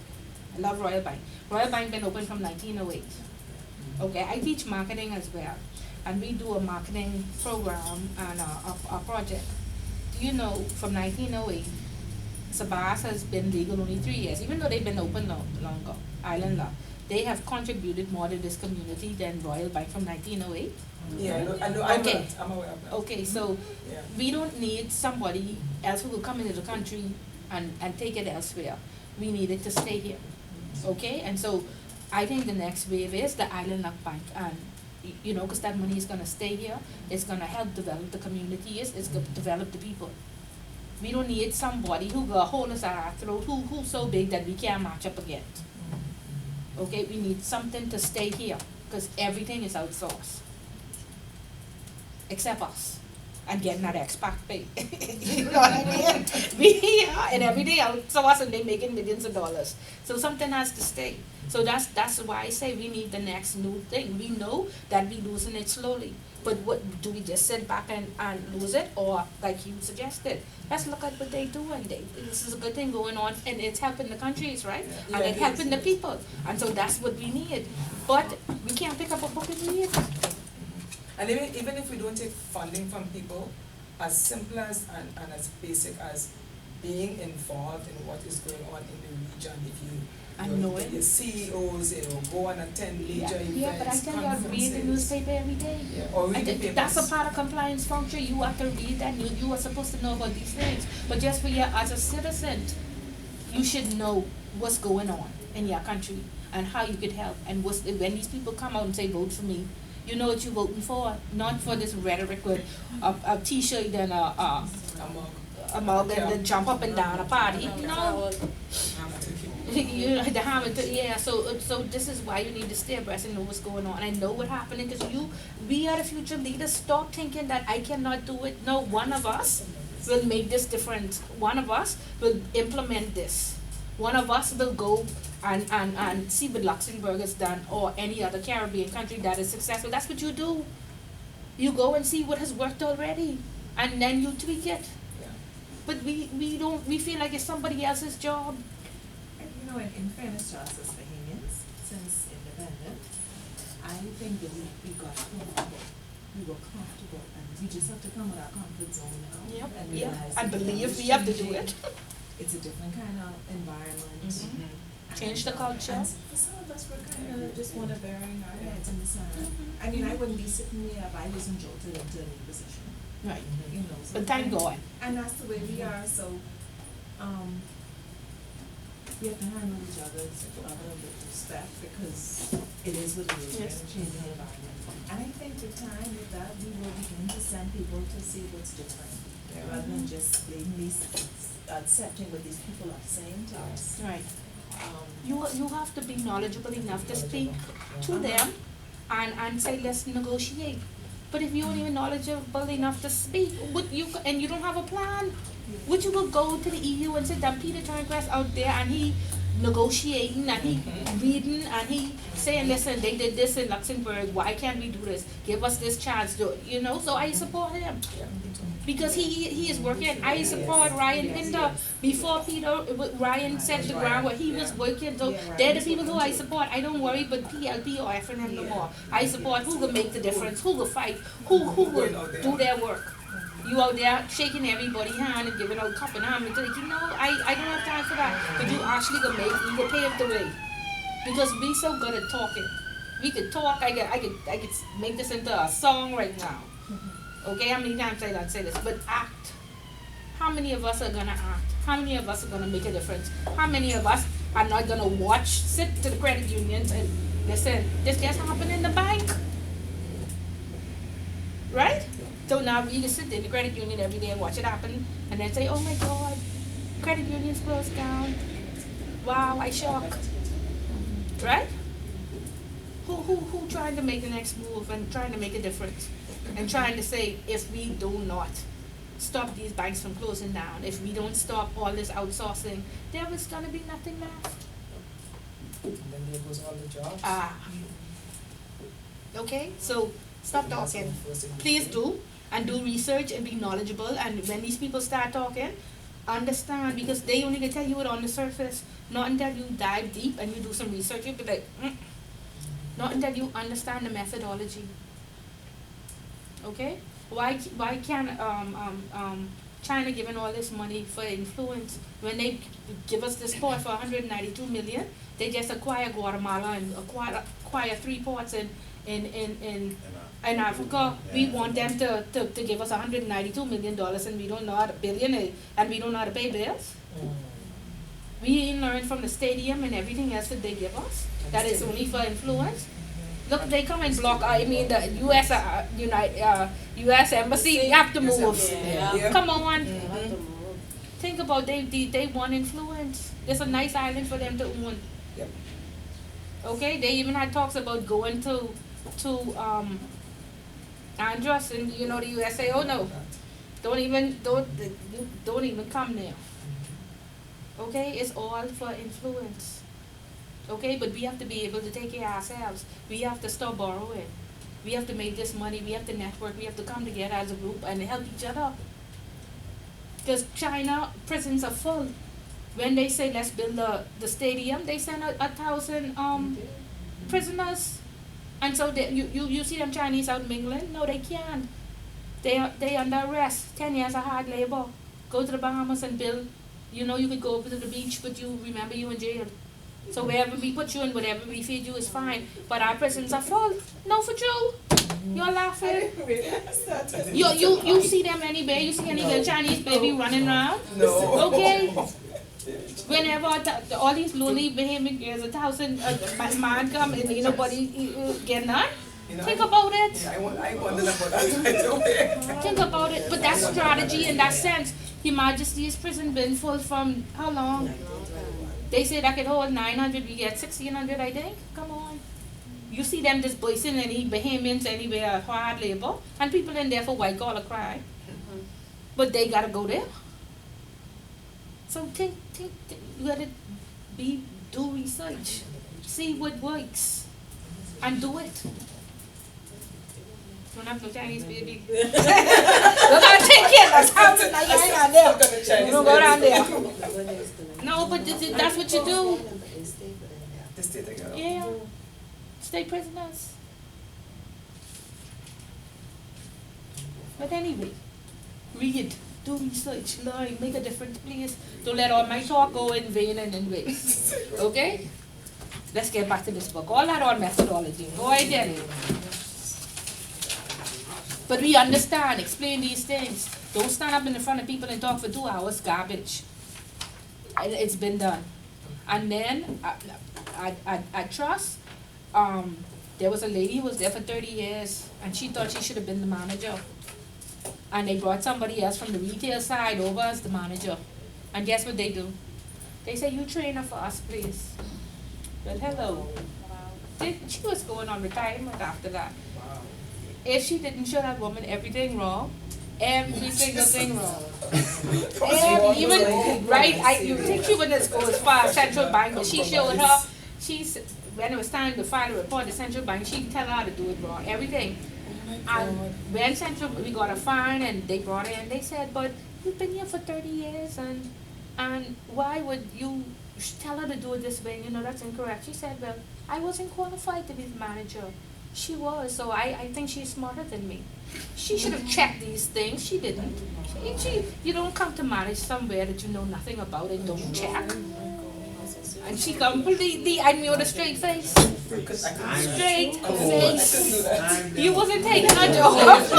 And Coward, you wasn't taking her job and then come talking about it. She must train you. I must train you. She said no. So that should tell you the type of person you're hired. No, she didn't check. She didn't. You could have read the policy and procedure, but when we say yes, yes, you are right. And you ought to know that I do this very, very wrong. She only going by what she said, what she thinks you and she ain't gonna read it herself. Okay? But I tell you. I don't blame her for doing that. No, that ain't right. That ain't right. You show up every day like you wait for the Lord. And when these companies do bad, they gonna be bad. Make the new ones look bad, but yeah, no, that is wrong. You show up to give these people a job. You show up like you work for the Lord, and you don't do these evil stuff. That is not right. Yes. These What? jobs need to Like start you work for trying the to Lord, use right? people. You go to work like your blessing comes from the Lord. You go to work like you work for the Lord, and then you don't get mixed up. Okay, and the Lord, And the Lord will bless you. 18 years and I haven't had my promotion yet, so the That devil is works wrong. too. Yeah, but you ain't support the devil, so you do what is right. Y'all don't do that. Y'all don't do that. Too late. Y'all don't do that. Juanita, I see you laughing. Juanita, you don't do that, Juanita. All right. Y'all be good. Okay. All right. Don't be good in food. No. Lord,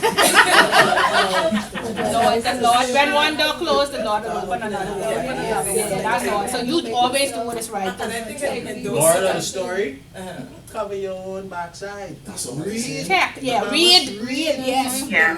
So would make her wrong, she was right for doing that. No, she wrong, but she should have read. To me, at the end of the day, I think if you feel that strongly against what has been done, it's better you hand in your resignation. Yeah. And come out to the people's space. Yeah.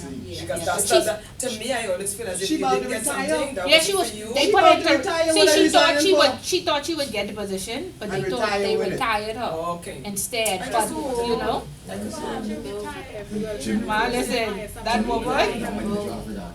I don't mean she sat with her for a month. What by Okay, for a month What of by garbage. for that? A month of garbage, and she was. You should have checked. You didn't check anything I told you. Garbage. I mean, this woman had notes and notes and notes of garbage.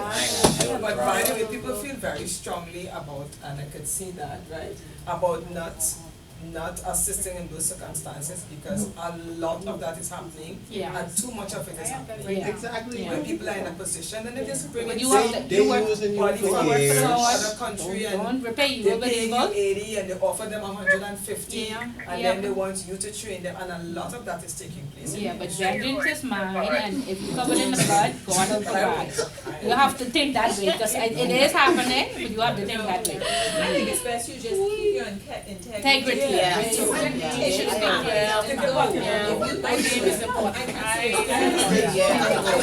Remember, this only a If you couple. going back into the workforce, I agree with you, but if you retiring, No, you retiring, you see God, and you doing foolishness, and you're doing evil. yeah, I need one. Vengeance is mine, said the Lord. God be all. Show me that in the Bible. Vengeance is mine, that in the Bible. No, but wouldn't that Alright, show if the this company is that they need the to reason be? why- That's how companies are. That's how companies And are. actually take No. the time to make sure she's That's how confident in what she's doing. That's how companies are. That's what they do. He The wants reason why I something. said that, okay, working in investigation, they brought a sergeant into our section. He was from, supposed to be CD Luis the top. He come by, he know everything. Don't know him. So I did a complete file, and I handed him everything on the file is wrong. I have the correct file, and he submitted that file to prosecution. When he submitted that file to prosecution, the prosecution came down on him. So he come back to me, and I was like, you said you was a sergeant, see the right file here, and I give it to prosecution. If you know your work, then you get this right, you pay for it. No. No, you supposed to be telling me right. There's something called colleague, no, it's called colleague care. It's called colleague care. The same way you treat the clients, you should treat each other. Treat your colleague. Yeah. See, the thing about it All I'm saying is, is institutions are wrong, But he come up like he I know it all. but you don't repay evil for Like evil. know it all and You don't. Exactly. You don't. I saw going on. Yes, karma, yeah, comes around, yeah. Yes. But that's what I'm saying. Yes. Don't let these people cost you your That's integrity. why you Stop should be it.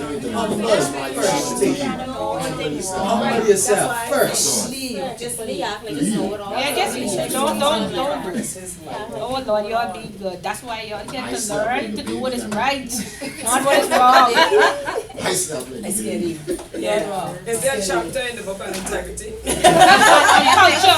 Culture at the back and Is there? ethics, yeah. We'll get to that. Oh, thank God. Okay, let's continue reading so we can wrap this up. The risk methodology should have the following. It should clearly set out how it works, leverage internal and external information. It should be easy to update, explainable and operational to staff in the business units. Next, the inherent risk in the company, its products and services should be identified along with the appropriate systems and controls. Controls refer to the processes, policies, procedures, business practices, acts or devices that act to minimize negative risk or enhance opportunities. After the treatment of AML, CFT, PF controls, and other business controls, the residual risk is identified. Yeah. So another column, remember, what we have in the first column, which department is responsible. The next one is this the product or the service. Then this is our control. The next thing is this is the policy, because I had to fill out a 200-word survey or a 200-question survey for Central Bank, and they said, do you have a policy that speaks to dormant accounts? I put yes. Do you have a policy that speaks to account opening? I put yes. Do you have a policy for sanctions? I put yes. Because I didn't think I could put no. And so I sent this lovely 200-word questionnaire to Central Bank, and they slap it right back. Thank you, Ms. Bullitt. Please send source document. So, in the CM control library, it's best that you put the policy and the procedure that where the control is, and that way you will know. Like we say, we don't have appetite for PEPs, then no PEPs, or this is where our PEP policy is in our AML, because you won't have a separate PEP policy if you're not a big institution. So most of the things are covered in your AML. You won't have a separate sanctions policy if, you know what I mean? If you're like a local bank, but you are required to have it in your policy. So all of this will be in your AML directive. So the best thing to do is put AML directive page 19, or you do have an account opening policy, or so you know where your source document is. Because like I say, I was so happy. I was like, oh, 200 words, I finished. Click right back. I know, but I never see somebody. I was like, what? In the same day, the regulator. I was like, who is this person? I said, come, who named this? I go around inquiring, who is this person who responded to me immediately? You know, I wanted to know like what's going on here. But I had to then go, and where there was no policy, I had to start updating right away, because I had already said yes, and more yes. What role does the Securities Commission play? If you have a securities arm, where like for the broker dealers, if you have an investment entity, the stock exchange and the stock market and stuff like, yeah, because Scotia has an investment arm. Yeah, the trust department. Okay, you all do capital markets. You all have traders. It's minimum. Yeah, but still, yeah, it still has to be covered, right? And so that's that's their role. But right now, remember I told you all the regulators got together, and they said if you go into the Scotia Bank and you audit them, you do an on-site visit. I will postpone mine for 5 years because I will leverage off your report. So if your report is good, I postpone. I don't have to go and do it right away. Yeah, we can share information. But if your report is bad, I want you to call me on the phone. I coming down there tomorrow. Okay, so that's how they working together. Supposed to be sharing the different, you know what I mean? Because when Securities Commission came to us, I think we did have the same breach with the risk rating, where the form was incorrect. They wasn't asking the right questions. This affected all the clients. Central Bank had asked us to provide them with the risk framework. Again, the same person who stand up and talk for 2 hours is just stand up and talk for 2 hours, but she couldn't put it on paper. But she could really talk, and she'll convince you that she knows what she's talking about. So she wrote this letter to Central Bank, and so when we went over there and we said, it's a letter that you wrote for the framework, the Securities Commission is asking for it. Oh, why are they asking? Oh, that doesn't have anything to do with them. And so they had to have a meeting, which and now she's stalling. They came down and they told her that, well, Central Bank said, whilst we're here, check on this deficiency that you'll have to make sure that it's rectified, because you never responded to them in writing. You know, and we're here to collect the letter. If you have it, no, she didn't have it. And then, but this is a problem. This is gonna, hurt. This affects all the customers bank-wide. We have 800 clients, and they're like, so you have 30 days to rectify this problem. So, yeah. So don't say, we have a small arm and they're gonna deal with us. No, they got any deficiency that's outstanding, or action plan, or anything that they come cross, they will bring it up and share it with Central Bank, and they will get on you. So, yeah, don't say, thank God it's only the Securities Commission, not no more. You know? Yeah. Okay.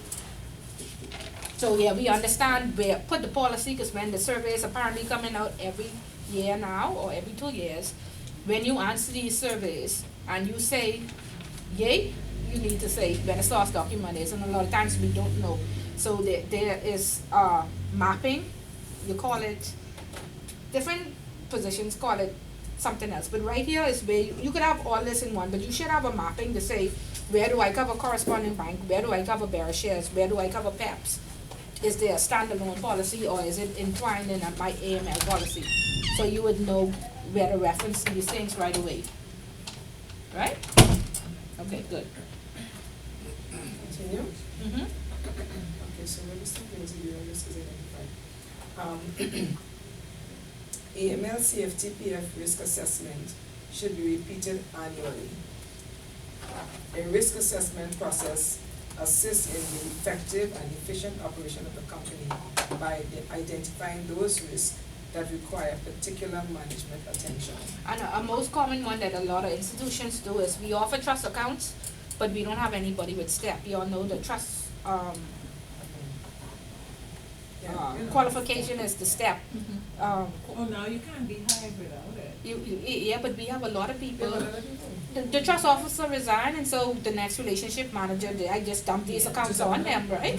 So we didn't hire nobody, you know, right? They are prompted to go and do it. They are, but if that ain't even you just private banker, you sales, you don't even admit you sales, and they just dump it on you, then what? So you see what I mean? And so again, that's a control you must have in place. I offer trust accounts, I must have a STEP designated employee on staff. Because again, that's what central bank or any regulator will be looking for. You offer this product, but you don't even have a qualified person. You know, and then you come up with the story, oh yeah, we had a whole trust department, but the people leave and we hired anybody who could, you know, and we push them, they in the class now. Right? And that's what you say? Yeah, okay. Okay, yeah, go ahead. Companies are required to identify, manage, and mitigate the risk of potential money laundering and terrorism financing activity that it may face. Annually, the risk identified in the money laundering and terrorism financing risk should be reviewed, as money laundering and terrorist financing are highly adaptive criminal activities. And that just means on your expiry date on your AML policy, you will put a year, every year that you will take it. You shouldn't have to revamp it in total, but you should look, you know, because every time you find some, oh my God, this changed and I never changed that, or, you know, so revamp it and make sure you have that mapping so you know that it covers everything. I cover sanctions, I cover correspondent banking, I cover this, I cover everything. There's a new product, so on page 29, I now need to add, we never used to offer trust before, we offer it now. So I add that to it, you see? And the same thing with the risk assessment. You shouldn't, once you get it, and it's sound in central bank, then send it back 5 times and say yes, and you didn't pay the $80,000, you get that in bonus instead. Then you just, you know, tweak it every time something changes. And then share it the correct info. It is a lot of work, it is implementation. You may feel like this my baby and I designed that, but you don't own your own company. You work for the Royal Bank of Canada, you work for Scotiabank, you work, this their work. When you want to do your own baby and this your thing and you don't want to share it with nobody, you start your own company, which there's a market now because no real estate company have a compliance officer. Like I tell you, a very big one just called me and say if they really have to do it. So I could offer this service now to three different real estate companies or 3 law firms or 3 accountants, so there's a market. So think about it, you know, or even the 3 credit unions, because nobody won't pay that money. So that's why I say you have to think outside the box. It has to happen. We don't want the credit union to close down. Trying to make it happen. How do we keep it open? Outsource it locally now, not outside. Locally, we have 1 compliance officer, have a team, and let's open up these companies and offer this service to them, right? Okay. And again, once you have the sufficient, you only need 1 head. Once that head has the sufficient qualifications and the credentials, they get approved by the regulator, and then they have their seniors, their risk, their AML, they're there, and we're doing it for 3-4 companies. Why not? Okay, so that's why I said make these things happen. Don't just give up and say, oh, ain't nothing this more, we can do it. The bank lose, who are we? We can't compete. We can do it. I don't love doing it every day. Okay? Process for identifying money launderer terrorist financing risk. Identify the risk of potential money laundering terrorist financing activities through attaining an understanding of these activities and make decisions on how to obtain, use this information and how it will be kept current. Identifying the vulnerabilities in the financial, gaming, insurance, security sectors to be factored in the AML CTF PF strategy and management program of the company. Identify the organizational risks that apply to the company's operating environment and circumstances, type of business, technology, outsourced functions, etc., which should be factored in the AML CFT PF strategy and management program. Identifying and assessing risk.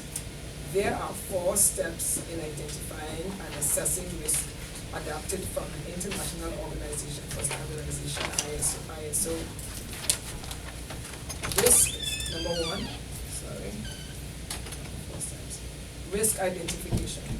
This is the company's exposure to risk, which requires external knowledge of the market and the company. Also, you should have knowledge of the company's strategic and operational objectives, along with the threats and opportunities related to the achievement of those objectives. And again, that's when they want like product and services, and you should be giving your input. We want to offer trust accounts. Do you have a trust officer on staff? No. Do you have this on anybody work in this area before? No. And so what do you say? Okay, we can approve us offering trust accounts, but these are the requirements and these are the controls that have to be in place first. You must hire somebody with at least 5 years experience. Right now we're just leaving this up to HR, and then HR could turn around and say, well, I didn't know. You know what I mean? You all say you want to pay somebody $40,000, so I base it on that, right? So no, compliance should give a contribution and say, no, if I'm going to approve this service to be offered, this is what has to be in place first, right?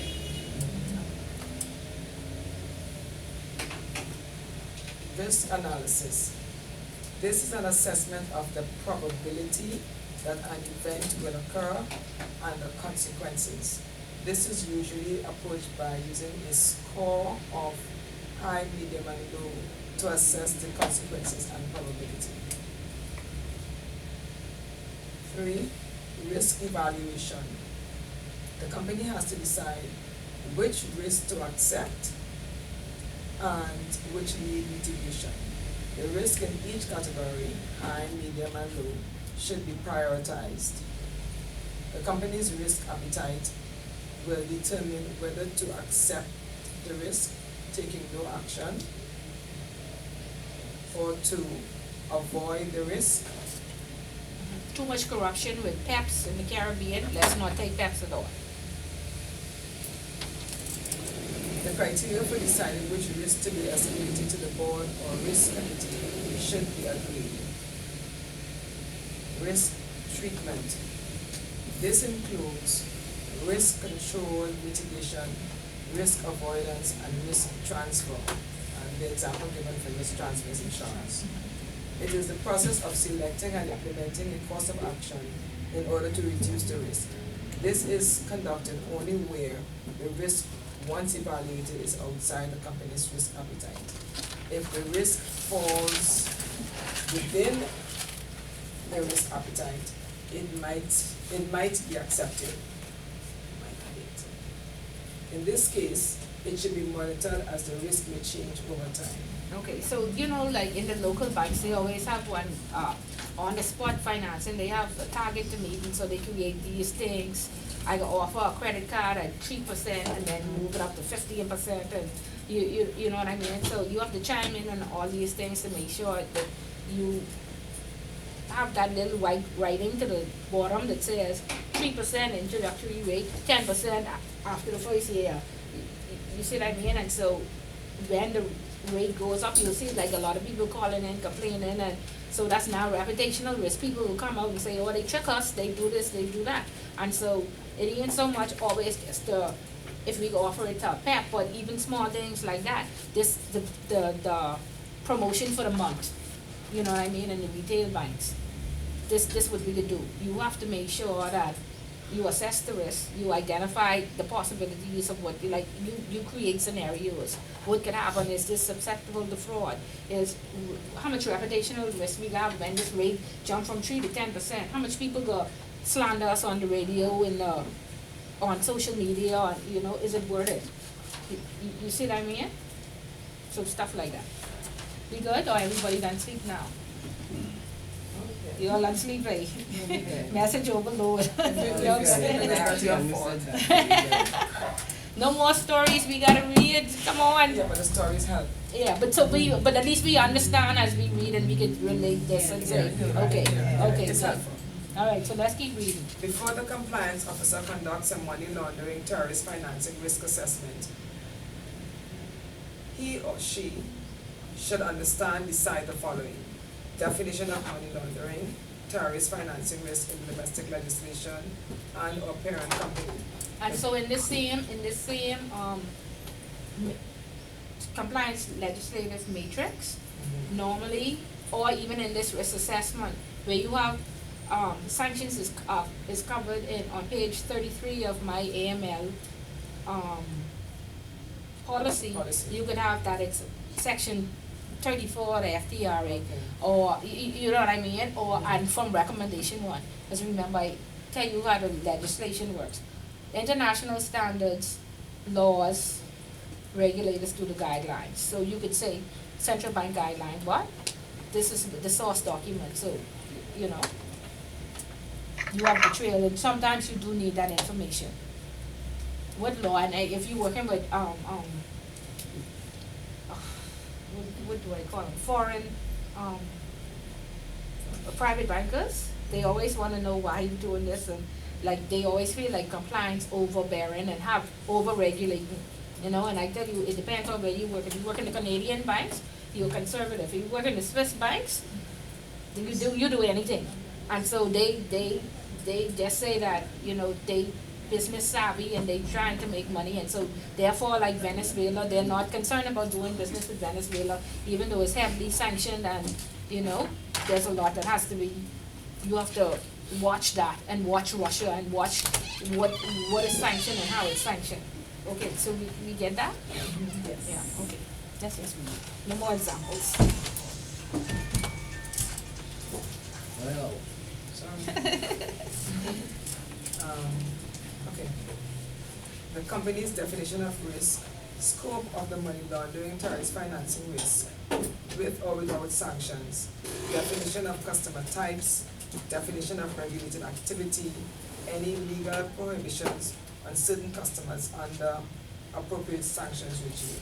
And then too, just like we said, prior to on our list of bearer shares, who countries we could accept it from prior to 2018, we had Panama on there. 2019, Panama is no longer allowed. Or from whatever year they changed. It might have been 2018 they changed. Right, but so then we had to make that adjustment, right? Okay. Just tell them my phone is. Anybody else want to read? A company may wish to have its external auditors review its risk assessment methodology by an independent third party. This can provide the board with a level of assurance if concerns arise about the quality of compliance of the company with the requirements of the relevant regulation. And in the central bank guidelines, they do recommend that you do get the entire risk framework, which is the risk appetite. This risk assessment now, and your risk rating form, and that's where it can be checked to make sure that they don't have the microbes and it actually calculate the scoring is correct.